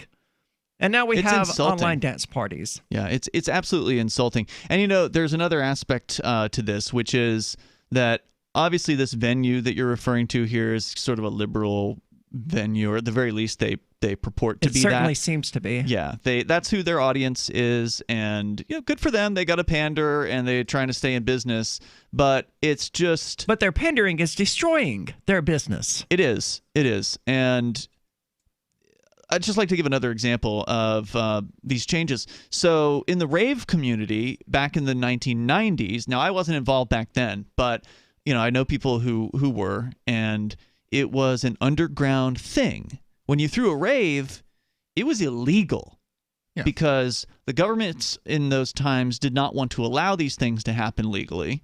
So they were happening underground they'd rent a warehouse. They'd throw a warehouse rave. Sometimes the cops would find out about it and come and break it up, and people would get arrested. And it was a risky activity to go and to gather together in the same place with others and have a good time. Well, eventually it became sort of mainstream to some extent, right? Sure, it's not J-Lo mainstream or whatever, but it's accepted. It's something that you can now pay the right people, and the government goons will leave you alone for the most part. So clubs and things like that started to host these activities, and they came out from the shadows. Well, at the same time, sort of more mainstreamers, if you will, got involved, because now you didn't have to be part of the underground in order to find out about it. You could just be any old Joe who wants to go to a club and dance. And so the crowd started to shift. Instead of it being the underground rebels, it just became normal people or whatever. Sure. Well, now that it's now illegal again in most places to hold an event like a rave, there are, once again, from what I understand, some underground raves that are starting to happen. Well, guess what? The majority of the ravers these days are completely on board with total mask obedience. A lot of them are total leftists, they're socialists, and they will snitch you out if they find out that you are having an underground rave. If they find out even that though the roots of raving, that's correct, is in underground partying. Sure, and they should know that, but regardless, maybe they do, maybe they don't care.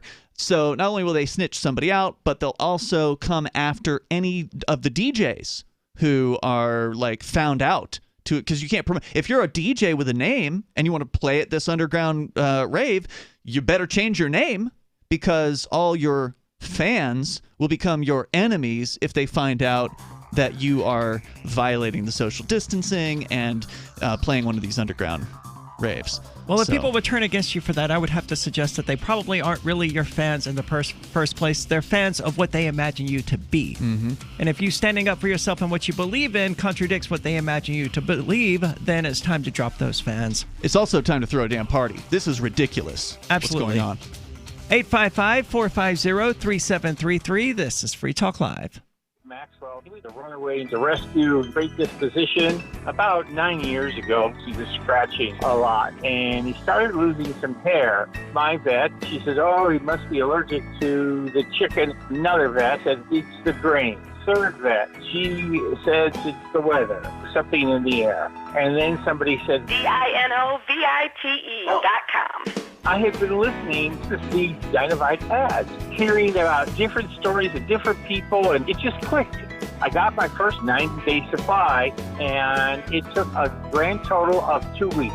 And the dog stopped itching, the hair stopped falling out. Dynavite is nutrition. And Maxwell loves it. Now he's close to 10, and the Dynavite is a big part of Maxwell's diet. Dynavite for life. You won't believe how happy your dog will be. And he's a spectacular dog. DINOVITE.com.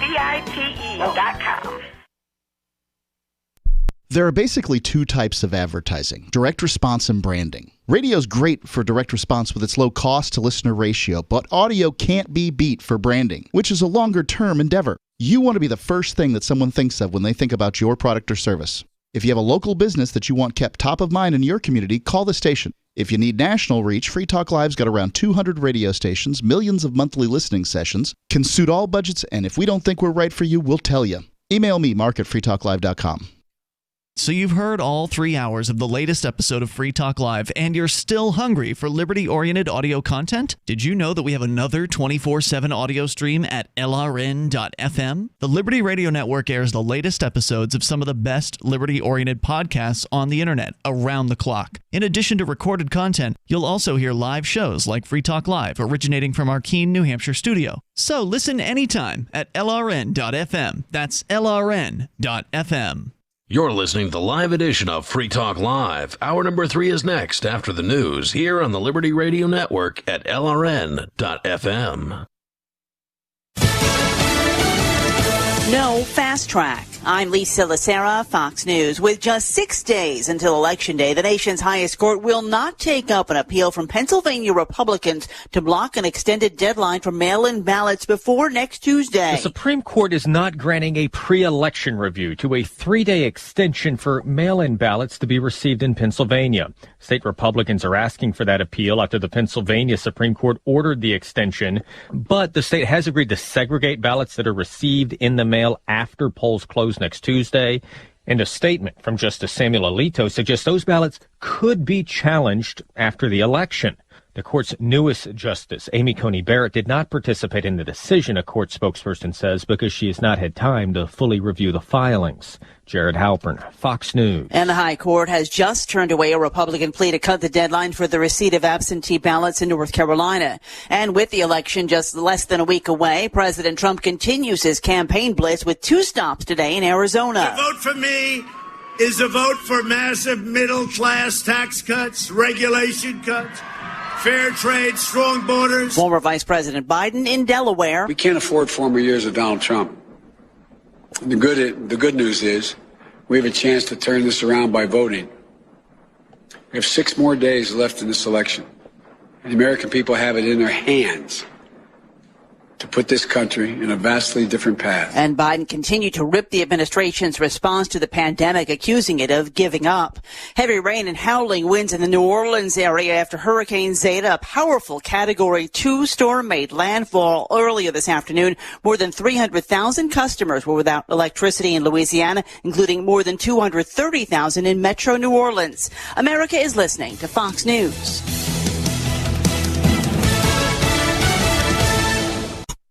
This holiday season, more people will be mailing stuff than ever before. Stamps.com brings the post office and now UPS shipping right to your computer so you can mail and ship anything from the convenience of your home or office. With Stamps.com, you can print postage on demand and save money with deep discounts you can't even get at the post office.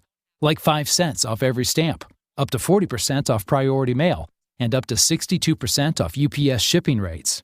Print official stamps and labels right from your computer for any letter, package, or class of mail, anywhere you want to send. Once your mail's ready, schedule a pickup or drop it off. It's a no-brainer. Don't spend a minute of this holiday season at the post office. Right now, listeners get a special offer that includes a 4-week trial plus free postage and a digital scale with no long-term commitment. Just go to Stamps.com, click on the microphone at the top of the homepage, and type in Fox. Stamps.com. Enter Fox. Go right now to Stamps.com. Enter Fox. A Midwest governor asking residents to take precautions as cases of COVID-19 surge. Wisconsin Governor Democrat Tony Evers citing a reported 5,200 new virus cases, 64 deaths, and a weekly positivity rate of over 12% is asking people to voluntarily shelter in place. Days before the presidential election. If people stay at home, we can call it whatever. I call it saving lives. Coronavirus cases have climbed, especially in rural areas in Ohio, Iowa, and the Dakotas. In Missouri, the 7-day rolling average for positive cases at over 1,800, though new studies in the Journal for Hospital Medicine and the Journal for Critical Care also indicate a decline for all age groups in virus death rates. Jeff Manasso, Fox News. Federal judges ruled Texas statewide mask mandate must extend to inside polling places. U.S. District Judge Jason Pulliam said not requiring face coverings in Texas polling places created a discriminatory burden on black and LRN.FM's free-to-air satellite feeds blanket most of 2 continents. It was my goal to put our channel there so people without internet could receive our programs and feed pirate radio stations. As our contract with our satellite provider is coming up for another 3-year renewal, I have to consider calling it quits. It's rare that we get feedback or support from our satellite users. We started a fundraiser a few years ago, and though there are a bunch of great contributors to it, as of this recording, it covers 15% of our monthly satellite costs. Please email lrn@lrn.fm and tell me how you use the satellite feed. Better yet, chip in at fund.lrn.fm. The costs aren't the issue. We can afford them, but why continue something not valued by the market? Want to help? You can join our satellite fundraiser for just $2 a month at fund.lrn.fm. If we raise enough to keep both channels on the air, awesome. If we raise more, I'll add more channels. If not, we can shut them down and go internet only. It's up to you. Thank you for your support. Fund.lrn.fm. While waiting to interview for a web consultant position with local marketing firm Bizco, applicant Ryan Ehrlich told Onion reporters he wasn't entirely sure he was dynamic enough for his prospective employer. When I first saw that the agency was looking for a leader willing to contribute as a valued member of the team, I thought I was the perfect fit. But the more I think about it, the less I'm sure I'm actually an energetic self-starter. I mean, I think I'm a versatile independent thinker, but honestly, how do you even know for sure? Ehrlich, who found Bizco's online job posting earlier this week, went on to express doubts that he truly possesses the forward-thinking instincts and next-generation idea assets required to work with the fast-paced marketing firm's team of self-starters. Can I reimagine a brand for a digital landscape? Sure, but do I really have the energy, skills, enthusiasm, and passion to be a part of this dynamic, growth-oriented company? I just don't know. Oh God, who am I kidding? There's no way I'm on the cutting edge. This is the Onion News Network.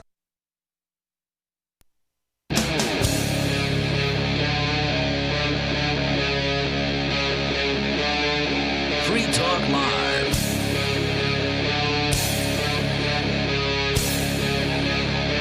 It's Free Talk Live, talk radio that you control. You can call in and talk about anything that's on your mind. That toll-free number is 855-450-3733. And with you tonight, it's Ariane Ian.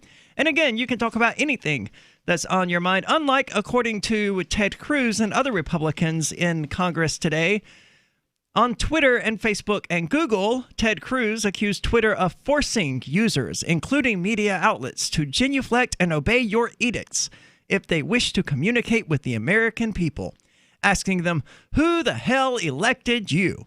Showing that he doesn't understand how markets function. Because the reality of the situation is that the American people, the world, the people of the world elected Twitter as the platform for microblogging. Mm-hmm. Clearly, because Twitter is the most successful of the competition that's out there. There are alternatives like Mastodon. Sure. Or the Libidon server on Mastodon. So there are thousands of servers that are running Mastodon.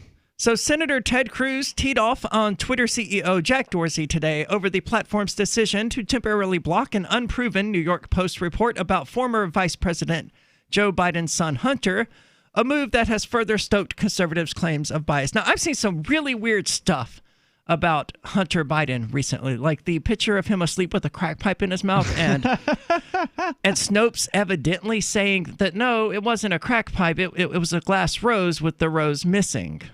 They actually said that on Snopes? I don't know, because I don't care enough to look at it. The crack pipe I saw was used. Okay, when you go and you buy, look, I'm not a crack user, okay, but I know a thing or two about the underground drug world, and the rose, what do they call it? A rose what? Rose.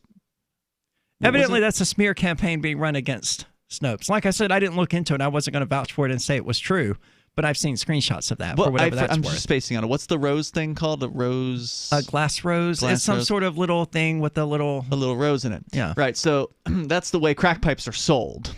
So when you go into a convenience store, you say you want a whatever rose, glass rose or whatever. Really? And they sell you a crack pipe with a rose in it. The crack user throws the rose away, and then they light up a rock of crack in the pipe.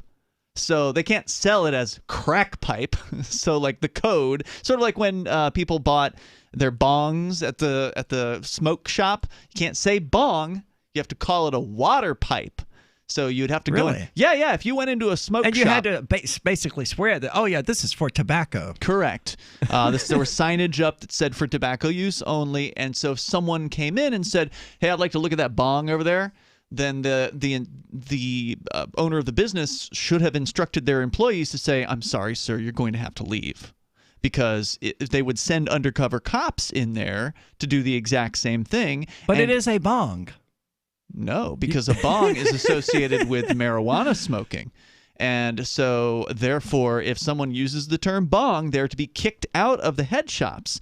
Now, these days, it's probably looser because it's legal in some states to have and to smoke cannabis. But for a very long time, this was the case. Same thing's true with the crack pipes. You can't go into a store and say, I need to buy a crack pipe. You should be able to, though. You should be able to, but legally, it's frowned upon. It will likely result in you having your store shut down or your employees or yourself arrested. So they sell glass roses. Which again comes back to the issue of fascism and employees being forced to be law enforcement officers, which I have to oppose here as well. Yeah. The employee at the gas station should not be enforcing the law for police officers that prohibit people from buying crack pipes. That's not their job. Their job is to sell merchandise to people, regardless of what those people call that merchandise. Just because they call it a glass rose doesn't mean it's not a crack pipe. It's still a crack pipe. Let's remove these euphemisms and just let people be honest. Yeah. That heroin addict isn't buying diabetic needles. Come on, people. And we know it. Just let them go in there and say, hey, I want this for heroin. And let the employee say, look, I don't want to sell you these out of my own personal decisions because I don't think you should be doing heroin. Or I'll go get it somewhere else. Sure. And the business owner may frown upon that. Hey, this person wanted to buy this thing. Why didn't you let them buy it? But enforcing the laws of the state is not the way to solve this problem. With the Hunter Biden crack pipes photo, I suspect the photo was staged, meaning that it's highly. Have you seen the picture? Yeah, it's highly difficult to fall asleep while on crack. Well, I don't know about that. I mean, I'm sure it is while you're on crack, but it's also unusual that you would fall asleep in such a way that the crack pipe is literally like hanging right out, like it's resting on your chin or whatever. Like the odds that would happen are so slim, right? Like that it would be positioned in the exact way and not have fallen or anything like that. Somebody put that there, but that doesn't mean he wasn't smoking crack that night. Sure. Someone put that there perhaps so that they could take the picture of it and then be able to blackmail him or something. Or maybe they just wanted to, maybe he was a friend of theirs and they just wanted to mess with him. Well, apparently it was on his, well, if you believe what the Republicans are saying, it was on his hard drive. I don't believe what any of these liars are saying. Right. I mean, look, I believe that Hunter Biden has had drug problems. That's been admitted by his family. So that's not a surprise. And I also believe that when you're politically connected like Hunter Biden, that you don't go to prison for those problems. Then, like Jeb Bush's daughter in Florida, Republican, the same thing happened there. His daughter was smoking crack, and they put her in a facility like one of these rehabs, these really expensive rehabs. Yeah. And she ran away from the rehab so she could go smoke some crack. And whenever Jeb Bush was talked to about it by the media, he would play it down like, hey, this is our family. It's a private thing. We need you to respect that. Oh, well, you didn't respect it as a private family matter for everybody in Florida's prisons that you put in a jail cell or a prison cell over smoking and or selling crack. But when it's your daughter, then it's a private family matter. Same thing the Bidens say about their son. Oh, well, we're dealing with this on our own way. We need to be left alone. Yeah, but didn't his VP candidate throw plenty of people in jail for smoking crack? His own father, you mean? Yeah. You mean Hunter Biden's? Well, I meant Kamala Harris. Oh, yeah, that too. I mean, Biden himself is an ardent drug warrior. And Kamala Harris was the attorney general in California. And Biden's other son, the one that's dead, Beau Biden, also was an attorney general. In fact, I was commenting on this the other night. Vincent on his Questioning Authority show was playing some clips of Biden, and he's been playing the puff pieces that they do about politicians, where it's like, oh, Joe Biden likes ice cream just like the rest of you. What's your favorite ice cream flavor? Did you know Donald Trump gets 2 scoops while everyone else only gets 1? Right. So, it was one of these clips where they're interviewing his family members about how great a grandpa, old Joe is or whatever. And they're talking about how he likes ice cream and food. And the whole point of these things is to make them seem relatable, that these are psychopaths and sociopaths. But hey, a psychopath likes a good bowl of ice cream too. So you talk about the things that other people like, right? So anyway, he's got 4 granddaughters, and one of them, Natalie, I guess is maybe more than one of them, but one of them, she is the daughter of Beau Biden, the one who's dead. And allegedly she was in the photos with Hunter, the laptop photos that were supposedly revealed. She was in some sort of, I don't know how revealing or any nudity was involved or whatever, but she was allegedly close with this guy. And I'm like, well, can you imagine having to grow up with a dad who is the attorney general? I mean, this guy is the top cop of Delaware.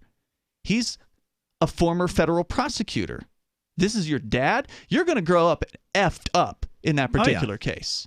See, I've avoided most of the stuff about Hunter Biden and Beau Biden and all of that because I genuinely do not care if Hunter Biden smokes crack. Oh, I just think it's funny. I think it's funny too, but I mean, it's not funny enough for me to go out of my way to research whether or not he's actually smoking crack. I'm just like, okay, he smokes crack. Sure. I'm not surprised. Moving on with my life. I mean, that's sort of what politicians do. I talked about it on the air because I love it when politicians get caught. Yeah. And look, Hunter Biden is effectively a politician. He works with his father. He's using his dad for political and business gain when it comes to the Ukrainian power company that he was involved with in questionable ways. And so when one of these people who purports to be better than everybody else actually reveals themselves as just as human as everybody else, I find that worthy of pointing out. It's certainly a better demonstration of their humanity than is a little photo op where he's eating ice cream and playing with his granddaughters. Have you ever been silenced by Twitter or Facebook? 855-450-3733. Tell us all about it. 855-450-FREE as in Free Talk Live. News from news.bitcoin.com. The U.S. government moves to regulate cryptocurrencies after the Attorney General publishes enforcement framework. $4.8 billion still missing from the Silk Road. Some of the oldest Bitcoins were just moved. Is Satoshi Nakamoto back in the game? Publicly traded companies move more cash into Bitcoin. Bitcoin.com is your source for getting started with cryptocurrencies, getting a wallet, buying Bitcoin Cash, mining, and all the latest cryptocurrency news at news.bitcoin.com. Maxwell, he was scratching and losing some hair. My vet, she says, oh, he must be allergic to chicken. Another vet said, eat the grain. Third vet said, it's the weather. Then somebody said, DINOVITE.com. It took 2 weeks, and the dog stopped itching, the hair stopped falling out. The Dinovite is a big part of Maxwell's diet. You get some Dinovite, how happy your dog will be. DINOVITE.com. Freedom! Freedom is the call of the untamed Scotsman and all others that want to feel the wind under their kilts. At Free Talk Live, we love the breezy, swinging feeling that only a kilt from Sport Kilt can give. We teamed up with Sport Kilt to let you experience their form of freedom at a discount. Go to kilts.freetalklive.com and see a picture of Richie and me in our kilts. And then head over to sportkilt.com. Get some stylish freedom for yourself and use code FTL for a 10% discount. Sportkilt.com. What if the The United States and the Soviet Union had fought on land, sea, air, and the astral plane, struggled for dominion across parallel dimensions or on the surface of the moon. What wonders would have been unveiled? What terrors would have haunted mankind from those dark and dismal dimensions? Come closer, peer through a glass darkly, and discover the horrifying alternative visions of World War III from some of today's greatest minds in science fiction, fantasy, and horror. Weird World War III. Available now from Baen Books at baenbooks.com.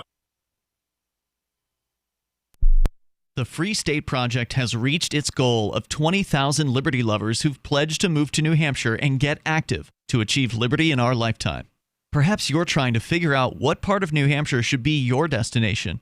If so, consider Keene. You'll find more than 150 reasons to move to Keene at move.freekeene.com. Keene is famous for its historic, publicity-generating activism, as well as being the liberty media capital of the world. It's home to freekeene.com, New Hampshire's destination for liberty activism, news, and opinion. For years, we've been compiling over 150 reasons to move to Keene at move.freekeene.com, where you'll learn about some of what's happening here and what makes Keene a great place to live. If you love liberty, you'll probably enjoy anywhere you end up in the Shire. But do your due diligence first. Please visit move.freekeene.com for the full list of over 150 reasons to move to Keene. That's move.freekeene.com. If you want to know the latest about Free Talk Live before we go on the air, all you need to decide is how you want it delivered. It's your choice. Visit news.freetalklive.com to receive our usually weekly news updates by email. Plus, we have a Twitter account at twitter.freetalklive.com, and you can follow us on the decentralized Mastodon platform at toot.freetalklive.com. So please follow us at toot.freetalklive.com and sign up for our emails at news.freetalklive.com. Looking for a great real estate investment? Consider New Hampshire, which is ground zero for the Liberty Movement. Your first call should be to Mark Worden from Porcupine Real Estate. He's more than just a real estate agent. He's your New Hampshire concierge. Where are the best places to live? Do you want farm, city, the burbs, or forest? Do you want a duplex or multifamily building so that renters pay your mortgage? There are homes in all price ranges in New Hampshire, and Mark can help with financing too. Invest in liberty and property. Mark Worden can help. PorcupineRealEstate.com. Now you can follow LRN.FM on the decentralized Mastodon social media platform at toot.lrn.fm, toot.lrn.fm.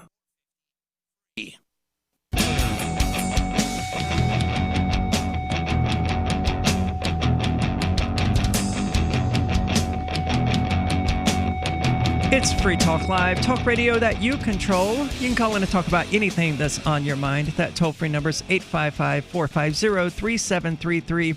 And while governments throughout the world are working to destroy your currency, their currencies that they've convinced you to use, we've been talking about Divvy here on Free Talk Live, which is a cryptocurrency, an alternative currency to the ones that the federal governments throughout the world are trying to destroy.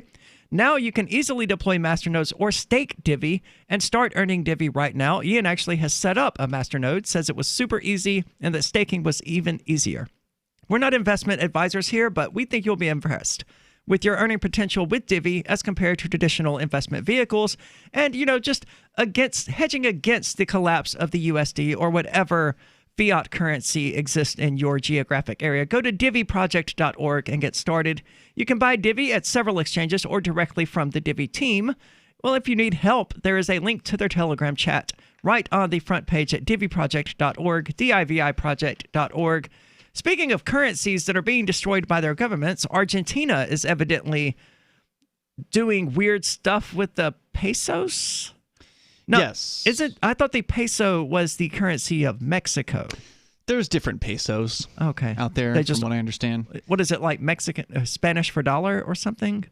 Kinda. Okay. I don't have the exact definition, but there are, sort of like there are different dollars in the world. Like Zimbabwe had a dollar. I've got 10 trillion of them, I think, up here on the wall. Yeah, $10 trillion. So that's not a dollar. You're a trillionaire, Ian. Yeah. How's it feel? Hey, all right. So we've been reporting on Free Talk Live about Venezuela for most of the last decade. A country that has plenty of tourism, some of the largest oil reserves in the world. It's tremendous natural resources. It's arable year-round. Yes, just tremendous natural resources, and its people are living in absolute poverty now. And they're hungry.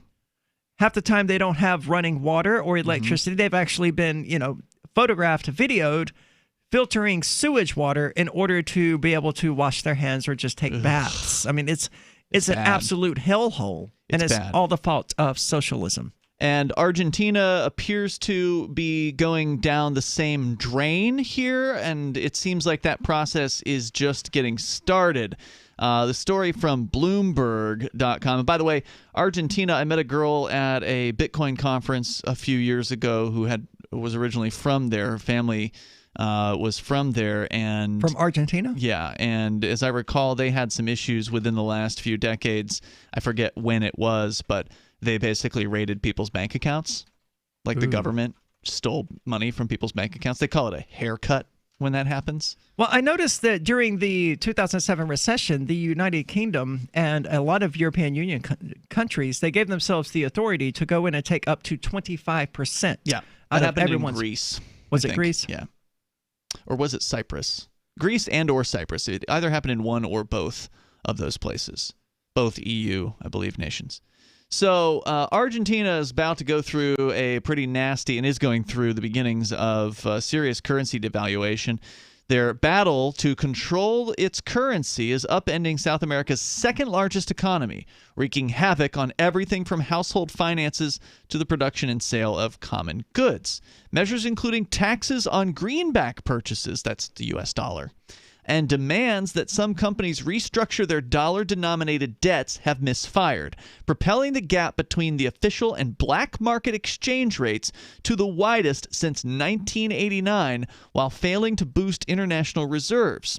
Now, presumably what this means is that someone on the black market would give you a quarter in USD for, 10 Argentinian pesos. I'll give you the exact numbers here in just a moment, because this is always interesting where there's a black market exchange rate as compared to an official exchange rate. And we had talked about this in detail about Venezuela, where there's been a tremendous gulf between the official government exchange rate and what the Venezuelan bolivar is actually worth on the black market. And we're starting to see the same thing happen in Argentina. And I'll get into that here in a moment. Some analysts warn a large devaluation may be on the horizon despite the president's public opposition to the idea. Controls on the peso and increased money printing are adding to the coronavirus pandemic?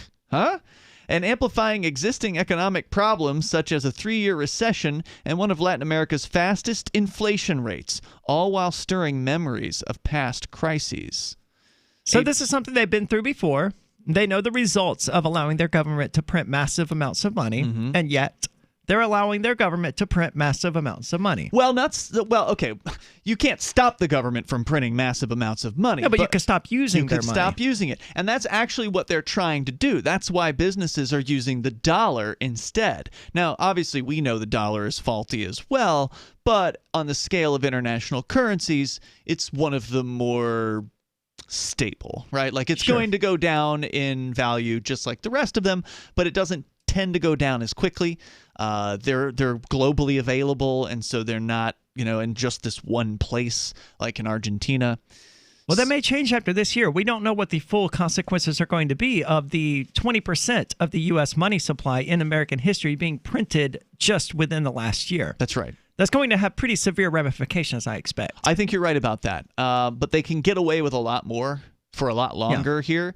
And so by comparison, the dollar seems like a safer bet for the people in Argentina. And it's also true in Venezuela, where about a year ago, the Venezuelan government unofficially turned their cheek and look the other way when it comes to people doing business in dollars in Venezuela. You weren't supposed to do that before, but they understood finally that they either would let their people use dollars or they will starve.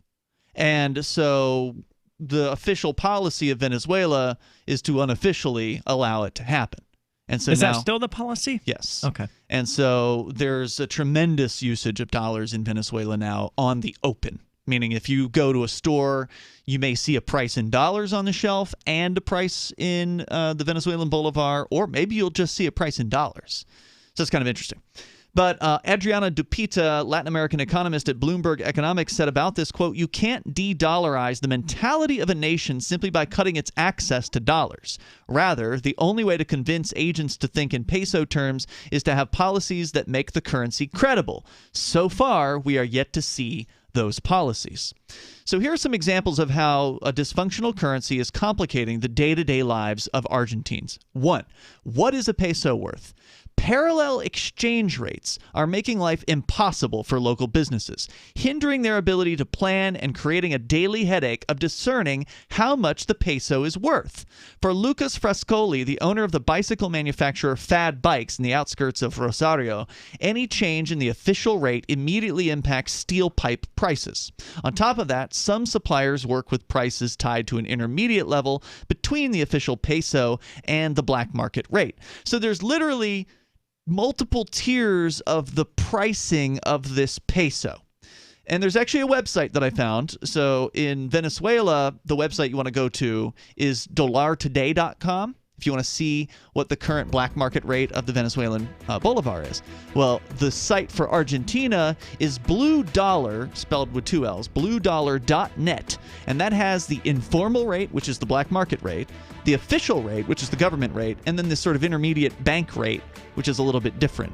And we'll talk more about what those things mean here and what it means to try to do business when the thing you're supposed to be doing business in has 3 different valuations. Yeah, it sounds like it absolutely is making life impossible. On a multidimensional probe, the Syskov Trans-Temporal Vehicle Clio discovers 2 entire universes have been annihilated in a massive time-traveling accident. Robert Kaminsky and his crew race home with the news, only to learn their own universe is next. To pull off the impossible, they'll have to embrace the unpalatable by placing their trust in the admin, Syskov's xenophobic sister universe, and the same people who tried to kill them all only months before. The Valkyrie Protocol by David Weber and Jacob Hollow. Available October 6th, wherever books are sold. Visit Bainbooks at Bain.com for more. Divvy's been a pretty good investment for Free Talk Live. Their ad campaign started in September 2019, and from mid-March to mid-July, the values soared by 10 times. It's not too late. Divvy's new wallet hasn't even released yet, and other things are happening that I can't even say on the radio. If you want to invest and potentially do well, go to DivvyProject.org. I can tell you that FTL is deepening its partnership with the guys from DivvyProject.org. Past performance is not an indication of future profit. DivvyProject.org. DIVI Project.org. This is Michael Dean from the Freedom Fiends. I've run websites since 1996 and have used over a dozen web hosts in that time. AgristHosting.com is the only one that hasn't broken my heart. Agrist Hosting's uptime and service is stellar, and their DDoS mitigation is the best I've seen. That's important because if you tell the truth in this world, you'll ruffle feathers. And some people will try dirty tricks to silence your voice. No matter what the haters hit us with, Agrist Hosting keeps our websites online. If you have a mission-critical commercial presence or a world-changing activism site, you cannot tolerate any skullduggery. So go with agristhosting.com. Have a WordPress or blog site, but you're not satisfied with performance or uptime? Or just want raw hosting? Want to pay with Bitcoin? Agrist Hosting specializes in high-performance hosting with personalized service. Go to agristhosting.com and click on the button that says Get Hosted. That's agristhosting.com. Are you tired of governments murdering people around the world? Stop using their money. There is an alternative. Bitcoin is a stateless, free market, non-political currency. Bitcoin cannot be inflated or controlled by any government. By using their money, you are helping the state. You have an incredible alternative available now. Learn it, use it, spread it. Get started with Bitcoin at Bitcoin.com. That's Bitcoin.com. The LRN.FM social media channels have been revamped. We've eliminated Facebook and focused on other platforms like Twitter and Mastodon, the decentralized alternative to Twitter. On our accounts, you'll find posts from multiple LRN.FM show hosts together in one place. Follow us on Twitter at twitter.lrn.fm, or better yet, move to the decentralized Mastodon social media platform at toot.lrn.fm, toot.lrn.fm. I think you'll like it. We have some good news. The indictments against Ross Ulbricht in the District of Maryland were dismissed with prejudice, meaning they can never be refiled. This is especially good because those indictments contain the only charge ever made that Ross engaged in murder for hire. This was a serious allegation that Ross Ulbricht denies. It was never prosecuted or ruled on by a jury, but was trumpeted by the federal government and the media as if it were proven fact. The Maryland court held these indictments for almost 5 years, poisoning Ross's case and leaving him under a cloud of unproven allegations. As explained in Ross's appeal to the Supreme Court, the fact that the judge used these allegations to give Ross a draconian sentence of double life without parole violated his Sixth Amendment right to a jury trial. Judges are required to issue sentences based on convictions decided by a jury, not unproven allegations never even charged at trial. Although this is a positive development, the dropped indictment will not set Ross free. Now, a presidential pardon is Ross's only hope of freedom. Sign the petition at freeross.org. freeross.org. This is the Liberty Radio Network, broadcasting the latest liberty-oriented audio content 24 hours a day at LRN.FM.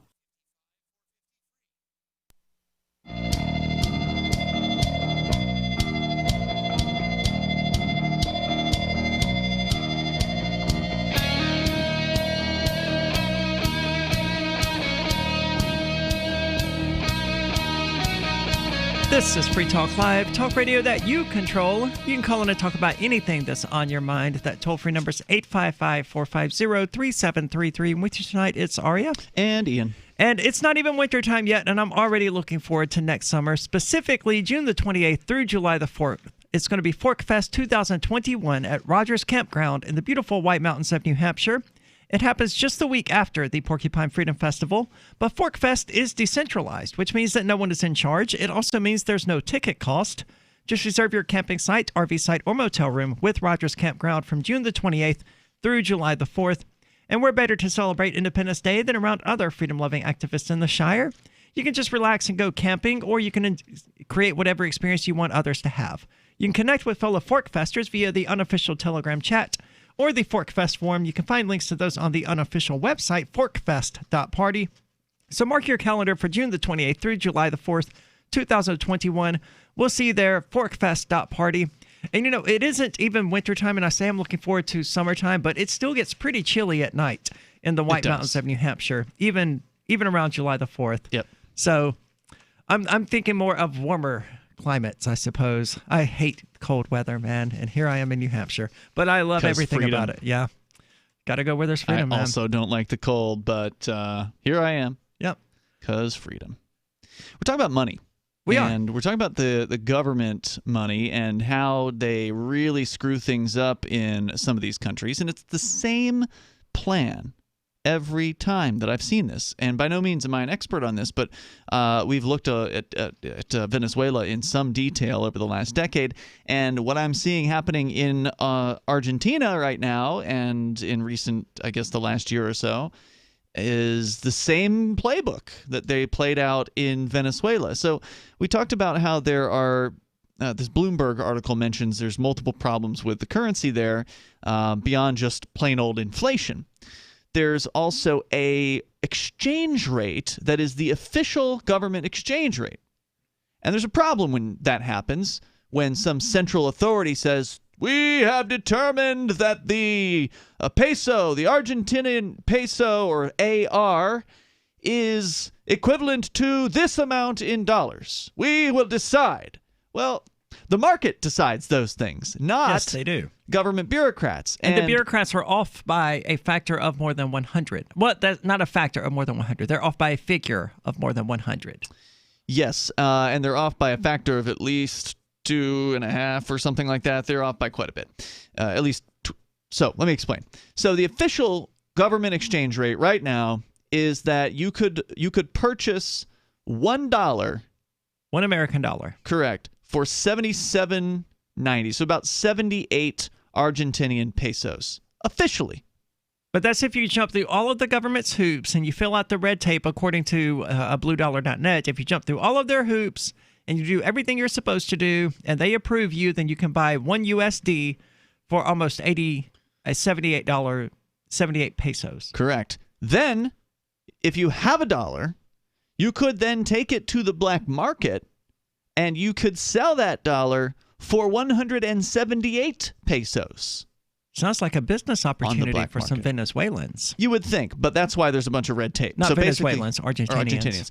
But you would think, but that's why there's a bunch of red tape. You basically can't do it, which is why when I first saw this website, bluedollar.net, which is where we're getting these numbers from, I was surprised when I saw that you could even transfer from pesos into dollars officially, because Venezuela was not allowing that at all. Because it ruins the scheme. Because if you have a dollar, or rather if you have pesos, they don't want you to have dollars. So it's not like you could just waltz into a bank, lay down some pesos and say, okay, give me some dollars. No. That's why they say at the very end of this article here that I'll share with you that there's a ton of red tape, prohibitive levels of red tape, meaning you ain't getting through it. Yeah. You can't do it. You've got to have a brother who's a governor or something mayor like that. or something.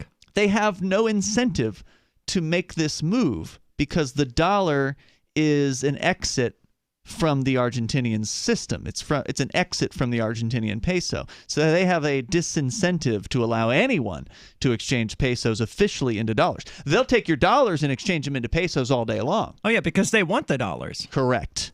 Because dollars are useful. That's right. And so the people know this, and they know they can't go into the banks. They can't go to the government and officially exchange pesos for dollars very easily, so it has to be done on the black market. So there's a detail here, and we'll get back to the Bloomberg piece, but I thought this was interesting at bluedollar.net that kind of explains how this works. So Blue Dollar, a.k.a. Dollar Blue, or the unofficial dollar, is a parallel dollar rate of the U.S. dollar in Argentina. This is the cost of buying and selling a physical dollar bill in a cueva, or clandestine financial house, in Buenos Aires. So on the black market. Correct. This is the best price you will get if you are buying or selling physical bills, and the transaction is done with no involvement or any government-sanctioned or licensed entity like a bank. So this is total underground black market currency exchange. Since the country's government introduced tough currency change restrictions on its people, a black market has emerged. In short, you can change your money at an official outlet for one price, or you can go to an unofficial trader and get it changed at the blue rate, which will put many more pesos in your pocket, presuming you want them. Taking plenty of hard cash contradicts the usual advice to tourists traveling abroad, but many visitors to Argentina have been doing just that to take advantage of the black market rates. So That's pretty clever. Right. So but it's exploitative. What do you mean? You're using the Argentinian government to exploit the already impoverished people of Argentina. I'm not sure. I mean, it's clever, but I'm not sure that it's a good idea. No, that's not exploitation. So if you are going to Argentina, you are bringing dollars into the country, right? Now, sure, I'm looking at this from a business perspective, though. Not like I'm going on vacation in Argentina, so I'm bringing USD with me. I'm looking at like, okay, these people want to buy my USD from me. I can get the pesos from them. And since I'm a foreigner, I can exchange the pesos back into dollars and profit from it. That was the perspective from which I was looking at when I described it as being exploitative. So wait, you're talking about if you were to move to Argentina and set up a black market or just regularly exchange? visit. Being an outsider coming in with USD just all the time. And that's not exploitation. You're helping those people by giving them dollars. You are providing them a service, and that's why it's illegal. Fair you point. would be doing something that would get you arrested. Yeah. Because you're actually threatening the peso by doing that. If you're going in there with a supply of dollars, those people will give you more than twice. Well, I'm not going in there with a supply of dollars, but I'm going in there with a supply of Bitcoin if they want to buy that. Well, and that's something else that's been an interesting aspect in Venezuela, and we should look and see if there's any Bitcoin taking hold in Argentina, because Venezuela is, according to local Bitcoins, one of the top 2 countries on the planet for Bitcoin purchases. I believe it. So that's another aspect that's not addressed here in this particular story. But if you're going in there with dollars and you have the mind to exchange those for pesos, now why you would want to do that, I don't know, because there's plenty of businesses that will take the dollars from you. But presumably there's still some businesses that can only officially take pesos because maybe the government's watching them real close. And so you might want to get some pesos. In that case, you'd want to get twice as many pesos instead of the official exchange rate. Yeah. So by handing the dollars away to the Venezuelan or the Argentinians, you're actually helping them in that case. So according to Cointelegraph, demand for Bitcoin is surging in Argentina. It's predictable. Yeah. I mean, it's no surprise. People want to, when the currency of the realm starts to suck, people seek alternative currencies. It happened in Cyprus. It happened in Greece as well, years ago. So back to the story here. That's why Bitcoin is up over 13,000 today, because Americans are realizing that, hey, the USD is kind of starting to suck, and we should get into something that they can't make suck. So the black market has emerged. So you can change your money at the official outlet for one price, or you can go to an unofficial trader and get the blue rate. So how do you track down the more favorable blue rate? Well, many foreign visitors set up a local contact who can make the change, or ask their hotel to recommend a cueva, which literally means cave. In reality, more like a fully functioning business, accepting dollars, euros, and pounds. Other tourists simply head to central shopping streets and respond to not-so-subtle calls of cambio, exchange. The wise ones having checked the current rate first so they can barter. We'll tell you more about what this all means. It's fascinating stuff. It is. Free Talk Live. It's sad, though, to think about how these people are being destroyed by their government. This is Free Talk Live. Attention business owners body slammed by overwhelming debt. If your business is in trouble, hassled by creditors, if you're frustrated, finally fed up with big business bailouts while your business has been left for dead, please listen close. There's a brand new fast-track bankruptcy. Some have even called it the biggest small business bailout in American history. Designed for individuals and their businesses. And look, almost no one knows about this yet. My attorney wasn't even aware of it. The truth is, beating the system has never been easy because it's rigged in a sense against the little guy. But here's the jaw-dropping news nobody's talking about. They've literally just changed the system so that you can beat it, but only if you understand how the new game has to be played.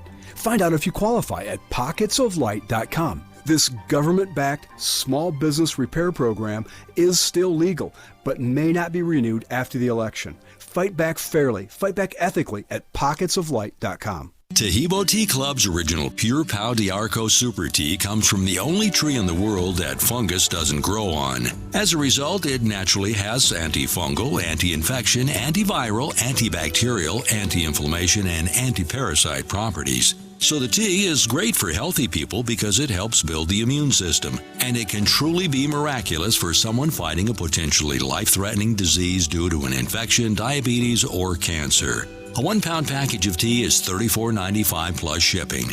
To order, please visit shopsupertea.com. That's shop, S-H-O-P, super, S-U-P-E-R, T-T-E-A.com. So the complete website is shopsupertea.com, or call us at 818-984-6100 Monday through Saturday, 9 to 5 California time. That's shopsupertea.com at 818-984-6100. Join liberty-minded voluntarists, anarchists, and libertarians from June 28th through July 4th for ForkFest 2021 at Rogers Campground in the beautiful White Mountains of New Hampshire.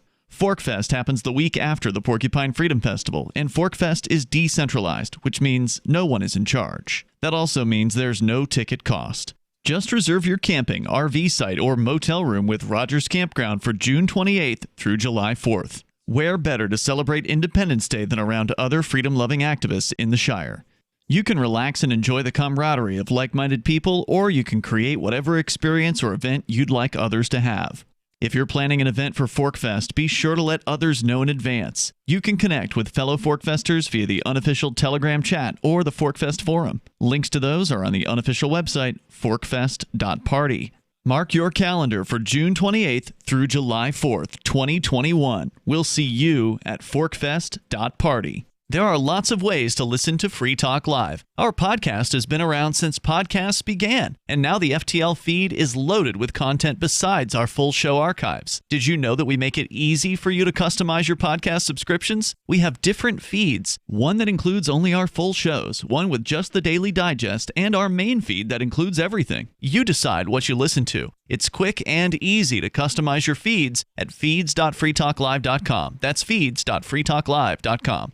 So you've signed the Shire Society Declaration and are planning your move to New Hampshire to be around more liberty-oriented people. Next, sign up for the Shire Society Forum at forum.shiresociety.com. There are a bunch of people there who are already in the Shire, and they want to meet you. If you're already in the Shire physically, you should also come by the forums. Remember, not everyone uses Facebook. New people are signing up for the Shire Society Forum every month, so drop in and say hello at forum.shiresociety.com. You can sign up to receive the latest about the Liberty Radio Network via our email updates at updates.lrn.fm. That's updates.lrn.fm.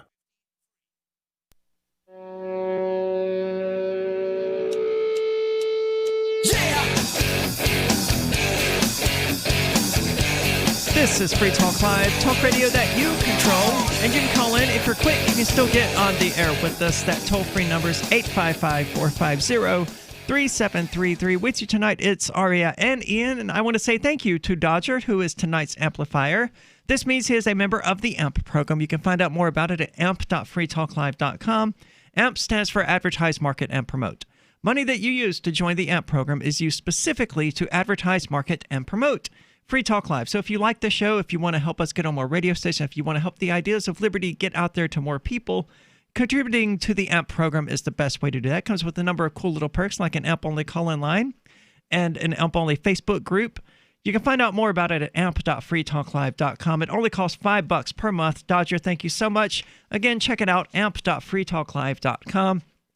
Speaking of money, we're talking about Argentina. Yeah, we're not going to take your pesos. Sorry. No, we're not. No. I think you can. You can take Bitcoin. You can pay in Bitcoin, though, can't you? Yes. Yeah, there is a Bitcoin option, which is preferred. Which would be presumably insane to use right now with the fees being what they are. I just spent. Can you buy a year membership at a time? Yeah, you can. Okay. Well, it makes it less insane at least. But yeah, $7 for a what, Bitcoin 60? transaction. Yeah. I paid like a 2% fee the other day, and I thought that was kind of high. Jeez. But I mean, if you're buying a year subscription for $60 and it costs you a $7 fee, that's a lot. That's like 11-12%. Yeah.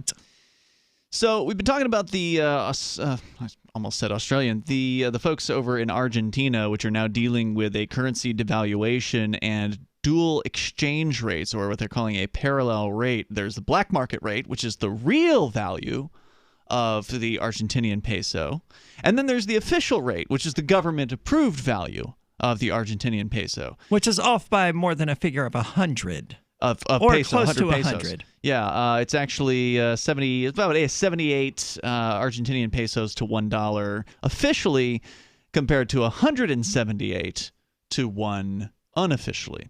And so bluedollar.net is where you can go to actually get the current rates based on what are being charged in underground marketplaces that are called cuevas or caves. And it says if you want to stick to using U.S. dollars in your day-to-day transactions, that's common too. The Argentinian market, which experienced a complete economic meltdown in 2001-2002, has quickly adapted. Many businesses, including hotels and restaurants, will accept U.S. dollars. Some will work to the blue rate, even though that is illegal, or they will come close to it. So again, it's not legal to use the illegal exchange, the real exchange rate in your business. You have to be seen as using the official government exchange rate, which makes things weird. And it means the business is getting ripped off. Well, yes, that's one way to look at it. And according to bluedollar.net, it says here, when a shopkeeper recognizes you're a tourist, you're likely to be offered an upfront deal, like we accept dollars at 12 pesos or something similar. The dual rate began after the government initiated a number of restrictions on currency exchange in an attempt to prop up the fledgling peso and reduce capital flight, meaning investors taking their fortunes out of the country. Argentinians have, of course, been hit much worse than any visitor, and there has been a prohibitive amount of red tape to get through if they want to exchange pesos to dollars. It's basically impossible. The government does not want you to do this. So how does this actually affect business owners? Because that's when things get really complicated. It's one thing to be an individual who comes to visit Argentina with a pocket full of dollars and go to the black market and make an exchange, get some pesos, and go buy things with your pesos. That's simple. Well, it sounds like the hotel or whatever it is would then have to take those USD to their bank in order to cash them in for an equivalent amount of pesos, and they're going to lose a massive amount of pesos. Well, no, the hotel owner, if they're smart, is going to the black market to do that. Okay, if they're good point, yeah. if they're going to exchange it, because why would they exchange it if they can just spend the dollars? So there's going to be a large amount of holding of dollars. It's very unlikely that they're going to want pesos unless there's something that they need to buy that they have to use pesos for. But again, most businesses will probably take your dollars. Well, if you're a tourist, right? Because it can't be legal to accept USD. That's a good question, and I'm not clear. Because it says here a lot of businesses will accept the dollars. Now, whether it's legal or not is another question. I suspect it is tolerated. But let me go on. So how does this affect business, right? Like, it's easy to understand this when you're thinking as an individual, how do I act in this situation? But as a business person, you have that storefront that the government can come raid, right? The government can come in and check on you. They can see what prices you're offering, and they can see if you're offering black market or above, legal market pricing. So one guy gives an example of how this is very frustrating to him. He says, my suppliers send open bills with the quantity of products on them, but with no prices. Then the day they send the products, I get to know the price, and then I pay immediately. I have new prices every single week. And that just has to do with the inflation, right? Right. Like one day a bucket of soap is going to cost them, 100 pesos, and the next day it's going to be 106. Right. But you can't know in advance what the price is going to be. So all you know is you got to order, X amount of soap buckets, and the X soap buckets show up, and then a bill comes with the amount on it. You didn't know in advance what it was going to cost. So you just better be ready to deal with anything that comes through the door. The widening gap. This is point number 2. No one wants the pesos. According to Bloomberg.com, the widening gap between the official and parallel exchange rates, and it is widening. They've got a chart here. About a year ago, in September of 2019, they were pretty close to one another. And ever since then, it's been a huge increasing gap, and it's only going to get worse. But it's stoking consumer fears that a large devaluation is coming. Meanwhile, annual inflation is running near 40%, adds to the sensation that the local currency is losing value fast. Well, yeah. If it's running at 40% inflation year after year, it's hard to ignore that.